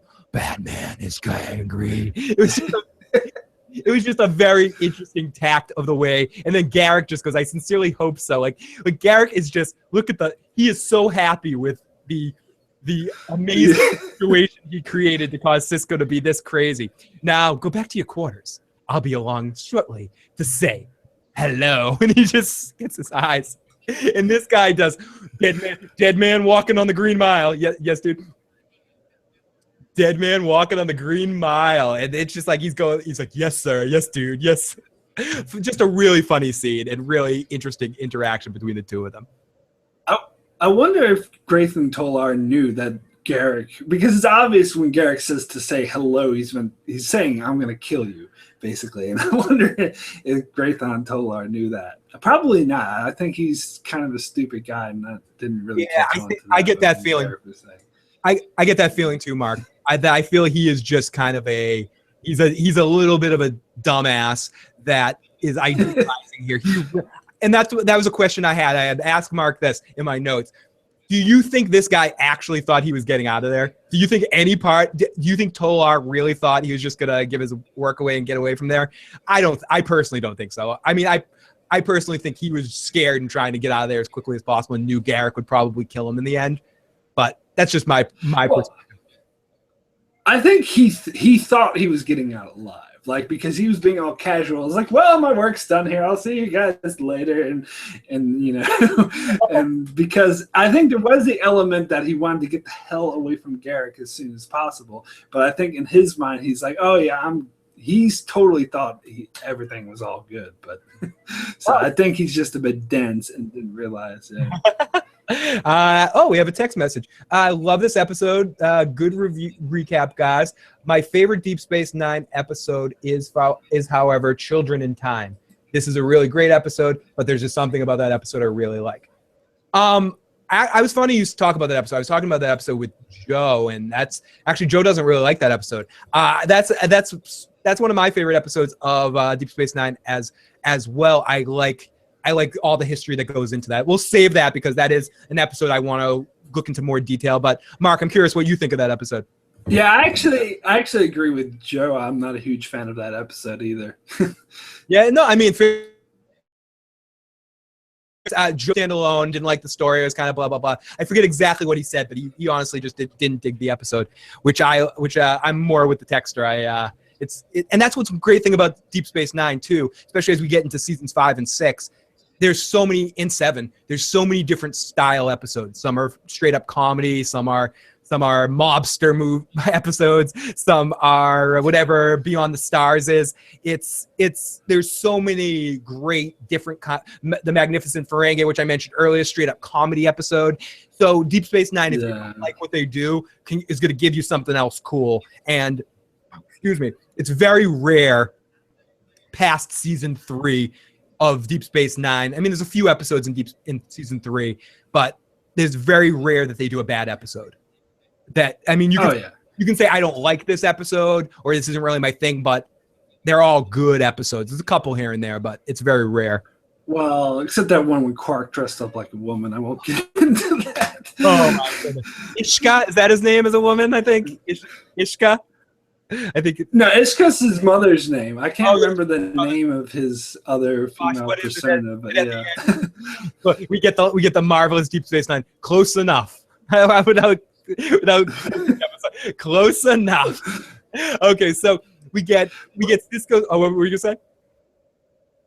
No, I was just going to say the thing about this episode that's really great is that it's essentially a bottle episode. Like it's mostly dialogue. It's mostly people in rooms talking. And for me personally, I love not just with Star Trek, but when movies, film, when everything could just put two people in the room and have them talk and make that really suspenseful and really interesting. I think that's hard to pull off. And I love it when stuff does that. And I think this episode, my other favorite Deep Space Nine episode, which is Duet, I think are both examples of that. And that's why these two favorite Star Trek, like of any series episodes, bar none. Absolutely. So we'll pick up the pace here a little bit. Sisko says, maybe I was under more pressure than I realized. Maybe it's starting to get to me, but I was off the hook. I love that line read because that's the one time in the whole over monologuing that he seems real. Like it seems like a real line. He goes, but I was off the hook. I enjoy that line because it seems like Avery Brooks in that moment, not Captain Sisko.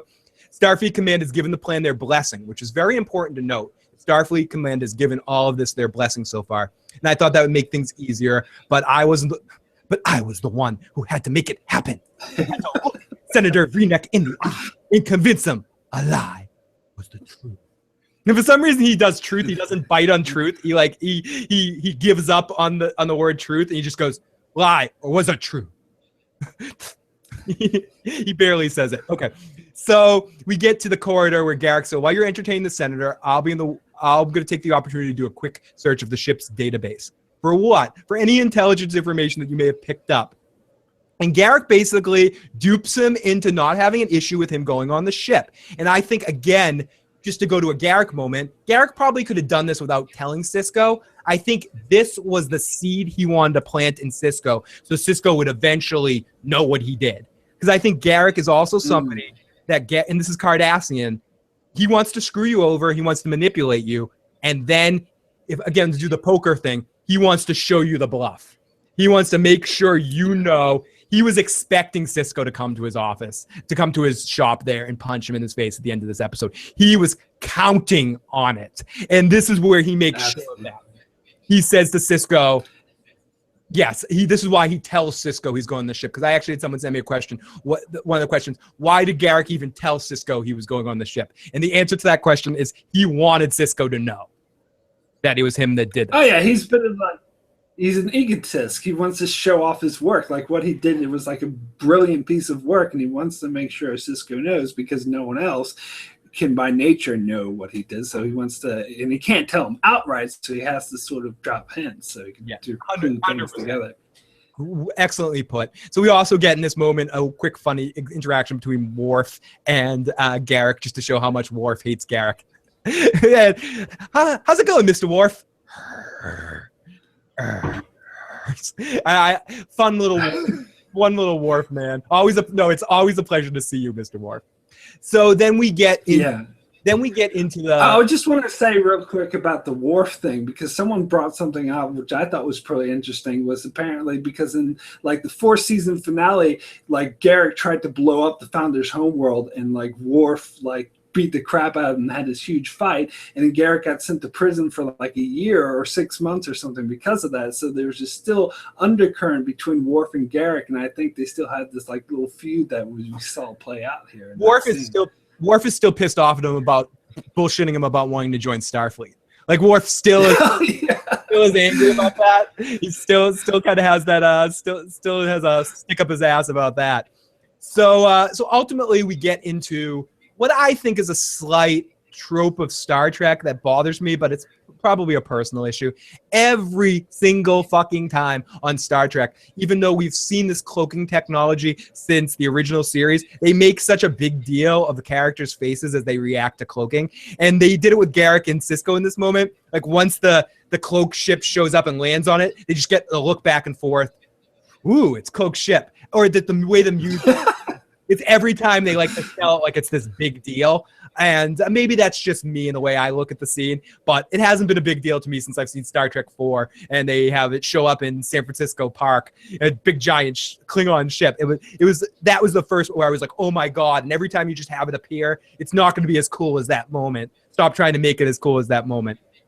It's just a little pet peeve I have of the moment of that particular thing, and it's not just in this episode. It's done a lot on less so on Deep Space Nine because of the Defiant, but this is one of the times where it happens. And then Garak says, "I didn't even notice that. That's a good point, though." You noticed that, but like they always like when they showed Garak's face that they both like looked back and forth at each other, like dun dun dun dun, and the music picks up as oh my God. A ship's about to decloak again. We've never seen this on Star Trek.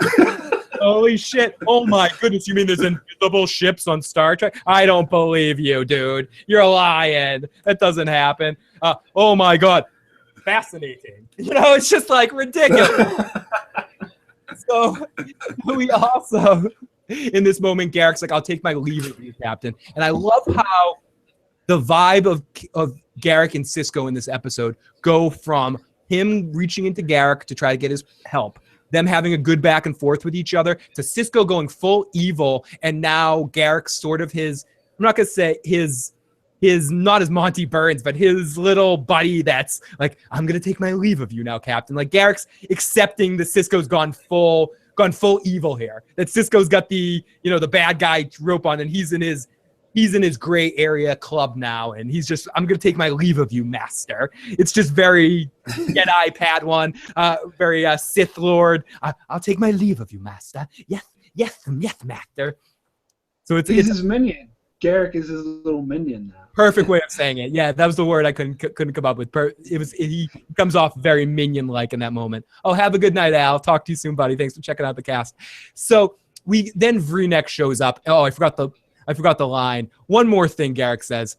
Now, I'll take my leave of you, but one last thing. When the Vreenek thinks he's on the winning side, so until you can prove otherwise, you may have to put up with a certain acerbic attitude. And Sisko smiles at him in the most rude fucking possible way. Garak, after spending a week with you, I've developed a very thick skin. And Garak just looks at him. I am so fucking you right now. Good luck. And just walks away. Then we get the Vreenek and him interaction, which we did it once. We got to do it again. Ultimately, we don't need to bemuse this because we almost got everything we need out of this interaction with him and Dax, because they basically have the same conversation that Dax offers him. No more words. I need facts. But Vreenek spells it out in a very awesome way. Not to because of this. I'm not sure if you could even hear that. Because of this, it's a fake.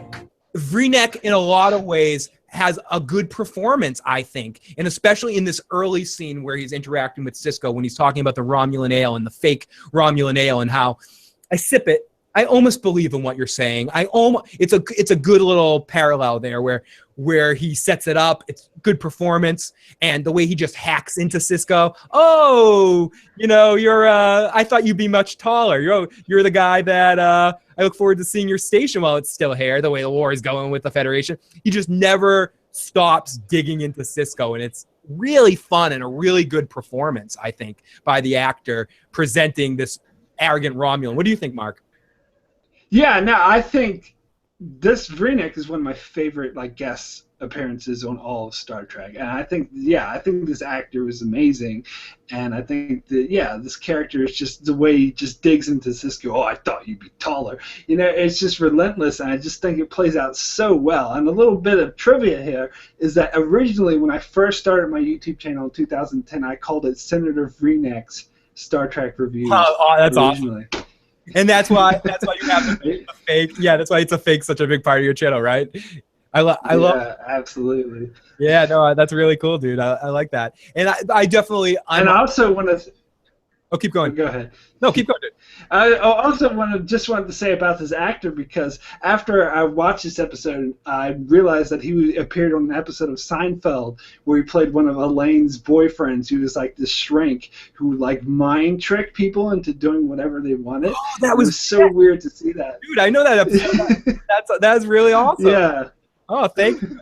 Thank you for that fun fact. So this leads ultimately into Sisko saying he has the evidence, and they go into the holosuite and they watch the program, to which, again, the Vreenek's reaction to watching it is just such kick-ass, and just I can't say enough good stuff about this this actor's performance and the way he is watching it and just studying it, but doesn't offer up any facts. And you get a feeling like this guy actually really does like Sisko. He's kind of drinking with him, relaxing with him at a certain point in time, respects him, rags on him about all the Dominion stuff. But that's almost the way a Romulan compliments you when they take the time to say all those horrible things about him. He's kind of saying, I almost respect you, Sisko. At least that's the vibe I get from him through this whole interaction with Sisko. And then they watch it, and he goes, I'm going to have to take a look at that. Just almost going through the motions, like, I'm going to need to take a look at that. And he gives them, and then we go to Sisko's monologue. So, all I could do... Well, I just want to say... Hold on. I just want to say real quick that I think it's great how Vreenek had showed no reaction when watching that. He wasn't, like, shocked or convinced or anything. It was just total mask, and I think that's another testament to his character. Yeah, he completely doesn't give anything away. It's really awesome. It really is awesome that he doesn't give anything away. And then we get into the Sisko speech, which, so all I could do was wait and see how masterful Tolar's forgery was. So I waited, tried to catch up on my paperwork, but I found it very difficult to focus on criminal activity reports and cargo manifests. But do what I went back to pacing out, staring out the window. I'm not an impatient man. I don't agonize over decisions once they're made. I get that from my father. He says, worry and doubt are the greatest enemies of a great chef. The souffle will rise or fall. There's not a damn thing you can do about it. That's one of the moments in his speeches I really like, because he definitely does his father's voice in that moment. He definitely goes into Daddy Sisko there and gets very, not a damn thing he can do about it. I like that. I like that moment. But at the same time, the cost of failure was so high, I found it difficult to follow his advice.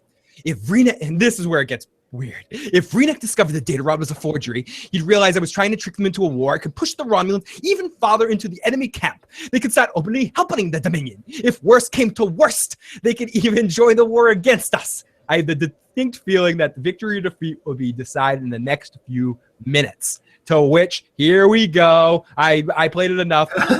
Queued up, so I'm not going to play it again. We get Vreenek rushing in. And the thing that gets remembered the most, let's do it together here. 1, 2, 3. It's a fake. And he stretches it out. I understand why the actor was trying to play it like that. It happened to be, I blame, just from being someone that's been behind the scenes a little bit, in whether it's theater or movies or short little films, I blame the director for that, or the editor for not picking a better take on that. Not that I have any problems. And I mean, some people might really like it, but I don't think it's the best line read of that particular thing. I think they could have done better. Yes, Marc? I love it. I mean, I do get why people have a problem with it, because it is a bit fake, as you say. Like, that's not how people would talk. But I, just in retrospect, just in the context of sort of the Star Trek overacting universe, I just think it fits beautifully. I remember when I was going to say, dude, when I first... Keep going, because you're convincing me. Keep going. I was just saying, when I first saw this episode, that was the thing. Like, this was like the Ned Stark being beheaded moment for Deep Space Nine, in my opinion. This is the thing that like completely blew my mind, because I never expected like the Rod, because it's Star Trek. Of course, the Rod's going to succeed and the hero's going to win in the end. So I remember when he comes back and he says that it's a fake. It's just like mine exploded. Yeah. I'd never, like, this was like a critical Star Trek moment. Dude, you've definitely convinced me here. And I would go down the next route of that it's so iconic for the episode and really symbolic of what's going on. Not to mention, this is where we get into all this talk that we've lit up in this episode it's again the climb of the roller coaster. The real craziness starts now, because as Marc was mentioning, this is when they goose you and they show you're dealing with Star Trek that you've never kind of dealt with before, and you're dealing with you're dealing with something that where the good guys aren't going to win right here. And next, you deal with the fake out and the Garak thing that you come to realize later, which totally gooses you too, because we get into the Sisko monologue, which is my favorite of all the monologues. So it blew up in my face, and all the lies and the compromise and the inner doubts and rationalizations, all for nothing. Freenet was furious. I can't say I blame him. I'd react the same way. After telling him in no certain terms he would express this vile deception to the entire Alpha Quadrants, he got back in his shuttle and he headed home. Didn't seem to be anything more to do, so I went back to work. 2 days later, I got the news. And then we get the breakout here. And I'm going to read this exactly as it's dictated in the episode. Bashir's like, no one for me today. Dax's like, no one for me today. And they're excited that things are going in a good direction. Worf comes over and says, Captain, we just received word from Starfleet intelligence that Romulan shuttlecraft carrying high-ranking senator has been destroyed. Sisko face immediately goes dead. Immediately. What senator? Like, he already knows what. Like, I just got someone's hand so far shoved up my ass, and I think that's why he's pissed off more than anything, that he doesn't like to think that Garak got one over on him. Like, he almost would have accepted the plan. No, he wouldn't have. No, he wouldn't have. I take back what I was about. I mean, do you think if Garak had presented? Really, I mean. I was just going to say, if you look at it in one way, this is like the best news Sisko could have ever actually got if you looked at it that way, because he, in his mind, like, the Federation was done for. The Romulans were going to join the Dominion. The war was over. Like, everything he knew was about to be obliterated and destroyed. He just learned that the opposite's going to happen, that the Romulans are actually going to join them side. So he should have been thrilled, but he's too preoccupied about, I think, his pride almost, the fact that Garak played him and was lying from him and using him from the very beginning. Exactly, because he pretends like he doesn't think it's guaranteed that the Romulans are going to enter the war, but ultimately he knows, as when Garak calls him back on that, when Garak calls him on his bullshit, he says, I don't think you, and I think you know that they'll enter the war. I think you really think about this, as we'll get to this. Let's get to it also. Worf says he was returning from a diplomatic mission with his shuttle explored. The Tal Shirar are investigating, but preliminary reports so to sabotage. They believe the Dominion is responsible. So Dax and Bashir and Worf go back and forth about this, and Sisko is like this. As he just starts fucking shaking and going crazy. He's furious. He runs to Garak's shop, and the way they edit this together is amazing. They pick up the pacing of shot cutting and just get into Sisko's mind of exactly how someone feels when shit starts going wrong like that. And you're like, holy shit, oh my fuck, oh, I just got little fingered. Holy shit, I just got little fingered. And I'd say Garak is probably a nicer person. He lies. I'd say Garak lies in between Littlefinger and Varys. Our friend Tim that watches my show asked me once, where does Garak lie in the Venn diagram between Varys, Littlefinger, and Garak? And I would say he lies in the middle between them, because I think he can go into directions where he's doing things for the overall good, but he's also doing things for his own amusement, so to speak. And I think part of this... Yeah, I would agree with that. Yeah. Right, you're kind of in the middle of manipulative character. So Sisko, the god of thunder, storms in the room. And he doesn't even ask questions. And Sisko is such a badass that he doesn't even punch him. He backhands him across the room. Smack! And Garak just goes flying. And he goes, you killed him, right? And Garak just immediately goes into that. Almost one of my favorite Garak modes, when Garak just doesn't care anymore and he's just like telling you straight out, like when he gets very Cardassian. And he's just like, that's right. And Sisko just keeps going, like he's holding his hand up, wants to hit him again. That's what you do all along, isn't it? Data Rod wouldn't hold up the scrutiny. You just wanted to get him to the station so you could plant the bomb in his shuttle. And this is where Garak, what you were saying earlier, I think Garak lied. It wasn't quite that simple. I do have hopes that the Rod would somehow pass inspection, but I suspected that Tolar might not be up to the task. And what about Tolar? Did you kill him too? Think of them both as tragic victims of war. As Sisko goes to punch him and Garak blocks it, and Sisko punches him on the other side of the head that Garak was holding. Just so Garak has like both sides even. And I'll get through this, then we'll discuss this scene. If Garak said, if you could allow your ankles to subside for a moment, you'll see that they did not die in vain. The Romulans will enter the war. There's no guarantee of that. Oh, but there is. You see, when Tal Shiar finishes examining the wreck of Renek's shuttle, they'll find the burnt remnants of a Cardassian data rod, which miraculously survived the explosion. After painstakingly forensic examination, they'll discover that the rod contains a recording of a high-level Dominion meeting in which the invasion of the Romulans was planned. Sisko's like, and then they didn't discover it was fraud. No, I don't think they will. Because of the imperfections of the forge, will appear to be the results of an explosion. The first time I'm watching this, Mark, my head exploded at this point. I was like, oh my,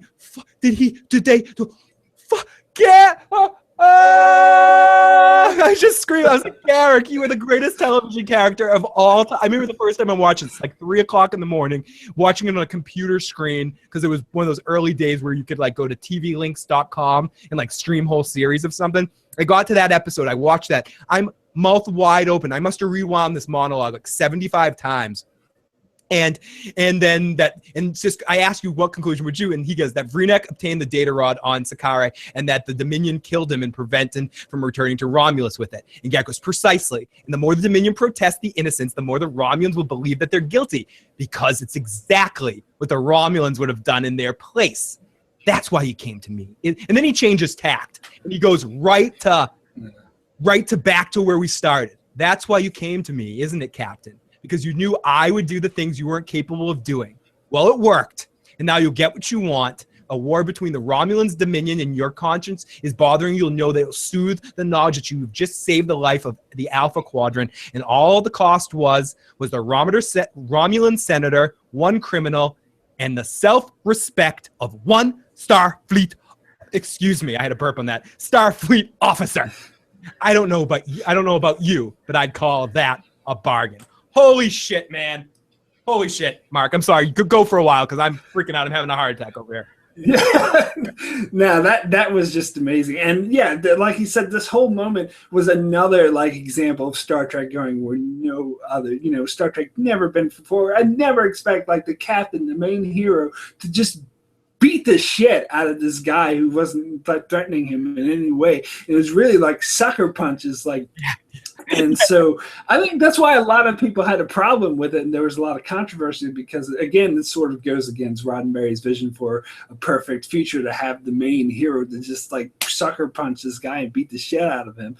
But it just really works for this episode. And again, I don't think it goes against Roddenberry's vision because this is a war situation, and we've never seen Star Trek like in a permanent state of war for so long, and it's been hinted at that it's possible even in the original series where they went to war with the Klingons very briefly. So, and this is like a natural progression of what a paradise society might fall apart, and they'd have to like bend their morals. And I think it was beautifully explored in this episode, and I think it doesn't.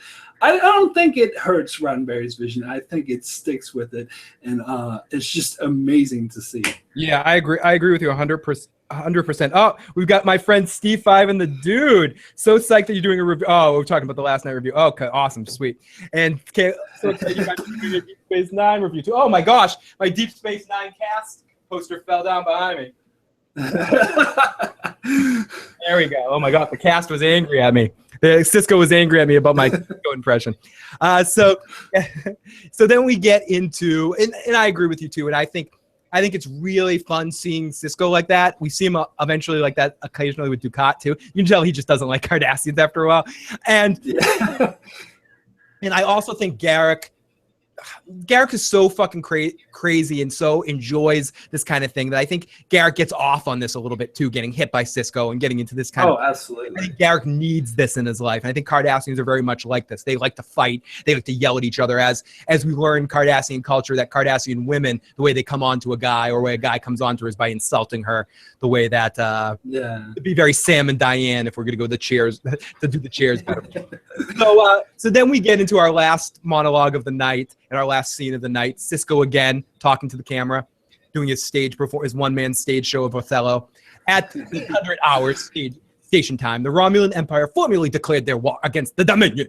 They've already struck 15 bases across the Cardassian border. So this is a huge victory for the good guys. This may even be the turning point in the entire war. There's even a welcome to the fight party tonight. I did that in my Boston accent. Party. There's a welcome to the fight party tonight in the ward room. So I lied, I cheated, I bribed men to cover the crimes of other men. I'm an accessory to murder, but most damning thing of all, I think I can live with it. And if I had it all to do again, I would. Garak was right about one thing. A guilty conscience is a small price to pay for the safety of the Alpha Quadrant. So I will continue to live with it. Because I can live with it. I can live with it. And I was saying this on my most recent watch when I was watching this with Stephanie. This is why Avery Brooks is a good actor. It's not because of all the way he reads stuff. It's because of his actifying. And actifying is when you do something with your hand or your body to force action. And he does that almost better than anybody else on Deep Space Nine. And he just does it. He's just a good talent that Avery Brooks has. He does it in American History X a lot too with his glasses or things. He just holds things really well. He's doing it with a glass in this scene. There's a moment earlier in the episode where he has his hand on his chest. That's just really effective. The way he toasts up. But when he says, I can live with it, he like curls his body to the side a little bit and gets this very like almost curls in the fetal position, like almost the fetal position where I can live with it. And then he's dealing with it. And this is, again, we go to finish up this episode, Mark, what we've been talking about a couple of times, both of us from different ends. Again, we get something that we've never gotten Star Trek before.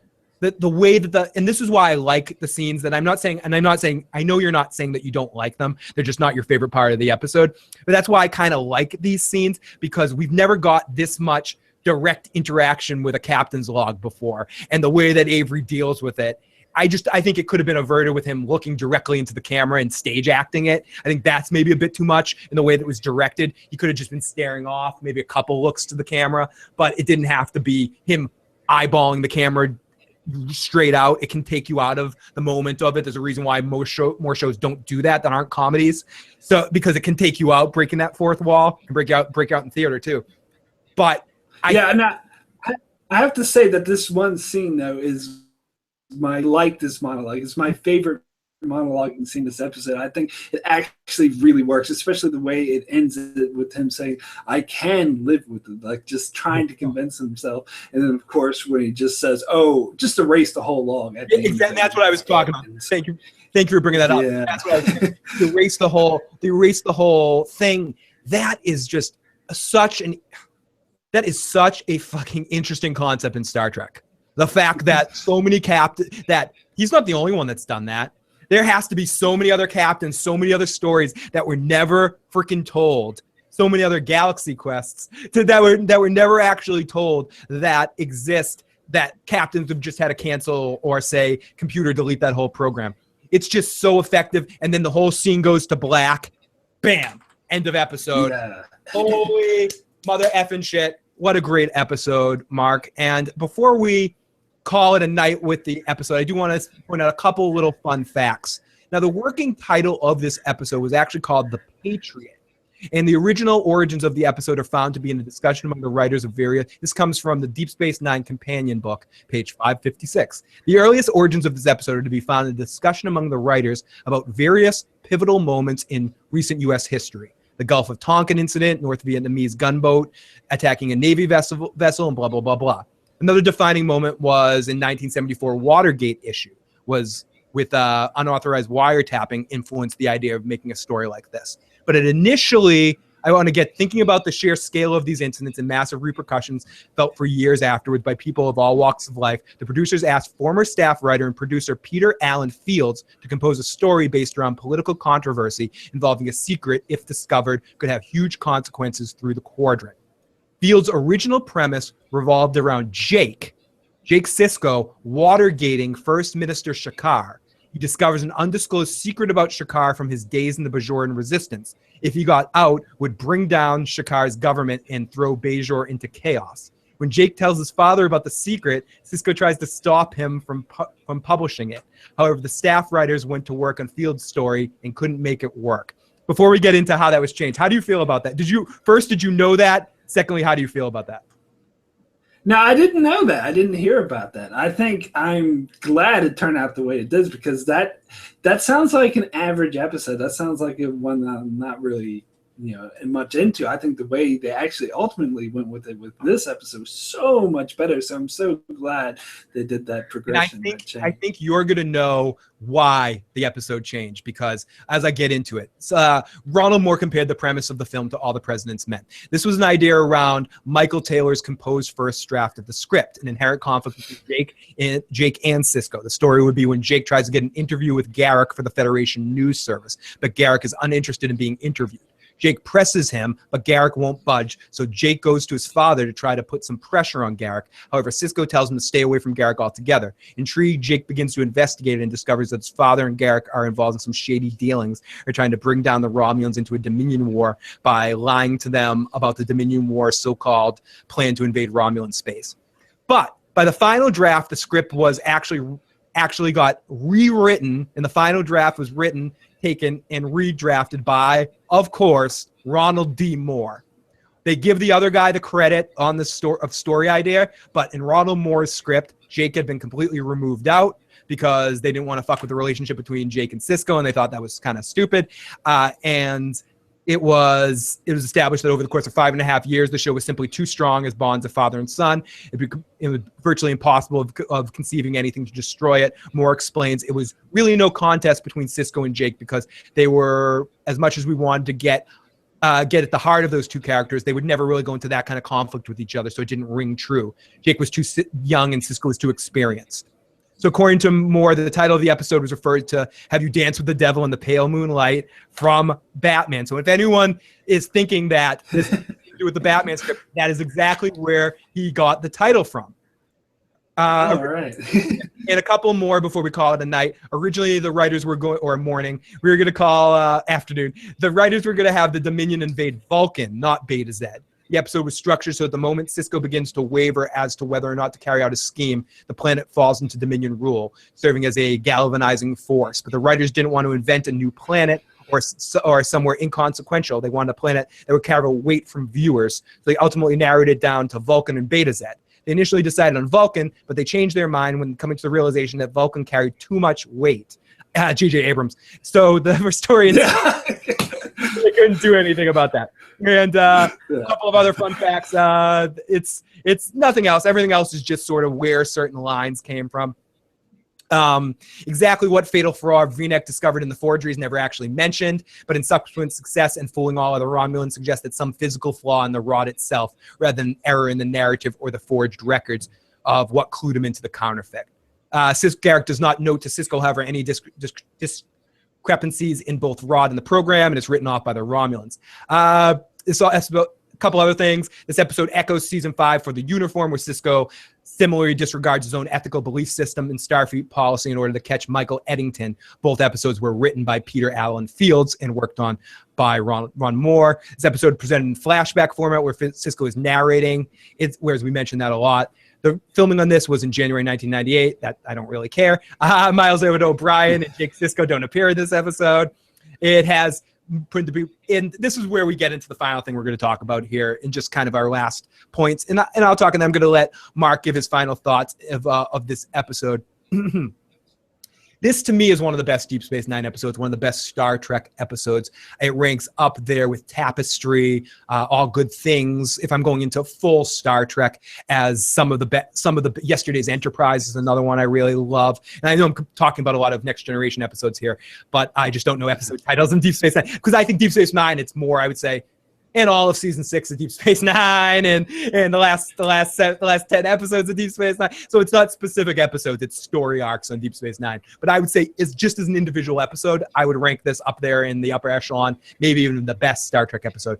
I agree with Marc that I don't think it shies too far away from Gene Roddenberry's dream. I think what Gene Roddenberry, and especially as you get into that documentary, I think a lot of the problems that you get in Next Generation with the characters' interactions and the non-ongoing, the non-drama and the over-utopian nature that you get, not so much in season 7 of Next Generation post Gene Roddenberry's passing. They kind of added some elements of conflict in episodes like Gambit and other things. But Deep Space Nine, and that was because of the influence of Deep Space Nine writers being like, we're doing the real shit over there. You guys in Next Generation aren't doing anything up to us in these last 2 seasons of seriousness of nature. And it was part of the reason why Q would always rag on the Next Generation cast, because they were so dry. Deep Space Nine changed the game. And I think this episode specifically really idealizes everything that was different about what Deep Space Nine is and made it a special Star Trek. This is the episode I show to people that have never seen Deep Space Nine and talk shit about Star Trek. This is the episode I'll show to other people to get them into it. And I'm 10 for 10 on this one of people that have been like, I don't want to know about Deep Space Nine. I say, watch one episode. They watch this, they go back and watch the whole series. So this is a good pill to get other people into it. Can't say enough good things about this. So that's my word on this episode. If I'm ranking Deep Space Nine episodes out of 10, I would say that this is a 10 out of 10. This episode is as good as Deep Space Nine gets. And although I don't love everything in every line read in it, whether it be Sisko's overacting at some points or Vunix, it's a fake. I was gonna say it's a trap, which Marc has made me more of a fan of. I would say ultimately it is one of the best Deep Space Nine episodes, and there's no doubting this. 10 out of 10. So yes, Marc, what are your final thoughts on In the Pale Moonlight? Well, so I did a Star Trek top 10 favorite episodes of Star Trek Deep Space Nine video. It's one of the first videos I'd done. I did it like 4 years ago. And In the Pale Moonlight ranked at number 2. And I think it would actually be my second favorite of all of Star Trek, putting all the Star Trek series together, just because it, like we were talking about all night, it just broke the mold. It went where no Star Trek series has gone before. And I'll double down with my comparisons to like Game of Thrones, to like the Red Wedding or the Ned getting his head shot off. I mean, even though a pivotal character didn't die, it was still, the series went to a place that you never expected to go. And this is a big deal because it wasn't just Deep Space Nine itself. It was the whole legacy of Star Trek. And I think that's why some people had a problem with this and why the episode was considered controversial.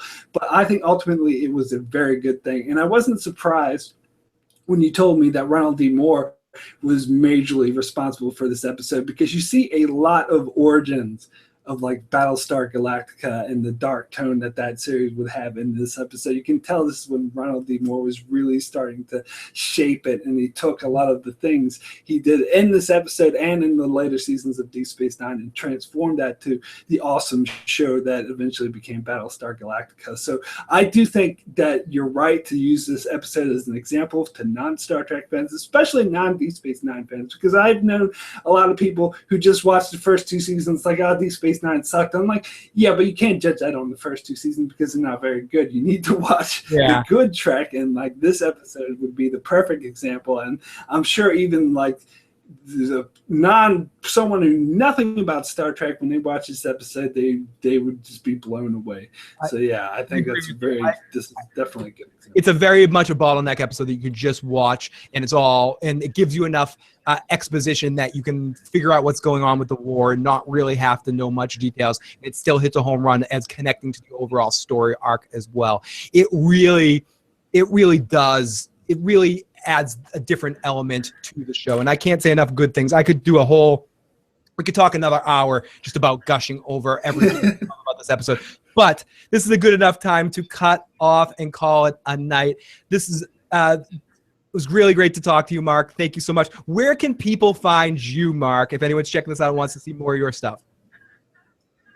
Well, they can find me on I have my own YouTube channel, Enchantment of Eternity, so you can check that out. I do a lot of like Phil does. I do a lot of Game of Thrones reviews and Game of Thrones videos and other TV shows like The Walking Dead, but I do a lot of Star Trek videos, and I have a regular feature where anyone can come on my channel and request an episode for me to review, and I will review that episode that's requested. So that's a good thing to check out. Awesome. Thank you so much, Marc. Really great to have you. Star Trek Fanimated says, great review, guys. Thank you so much, Star Trek Fanimated. And one last point I wanted to make, because I remembered the point I was going to make. Deep Space Nine is what I agree with the comparison that you give, and I see why you love both series, because Deep Space Nine doesn't necessarily always play like a TV series. It does play like a book. And I think the foundation that you get in those first early chapters is really important, that they lay that foundation, especially in season 2. All that stuff's kind of hard to get through, but it's important that they get all the Bajoran stuff out of the way, because you never really deal with it past then. After season 2, any Bajoran story is very only part of a bigger storyline. You never get like a whole boring Bajoran storyline that you get in some of the early seasons. And not that I hate the Bajorans, it's just you know, when we get into some of the, they're okay. Yeah, they're okay. DS9 doesn't look that dated either, says Star. Yeah, I agree too. Watching it back, it definitely doesn't. Yeah, definitely. I think in general, that generation of Star Trek past the first couple seasons of each series does not look dated. I think they all generally look good. Everybody, if you haven't already, and this is your first time joining us, please hit that subscribe button. Please hit the like button as well. You can find all of my stuff on issuesprogram.com. Check that out. You can follow me on Twitter at IGotIssuesMan. Always email me at IGotIssuesMan@gmail.com. Or you can call and leave voicemails, 781-990-8509. And I think that's it. Everybody, if I don't talk to you before that, have a very happy holiday season. Marc, I will talk to you soon, buddy. Thank you so much for joining us today. Yeah, no, thanks for having me. It was a blast. No problem. Ren says, have fun, Ren. Thank you for checking us out. I will talk to you guys next time. Good night.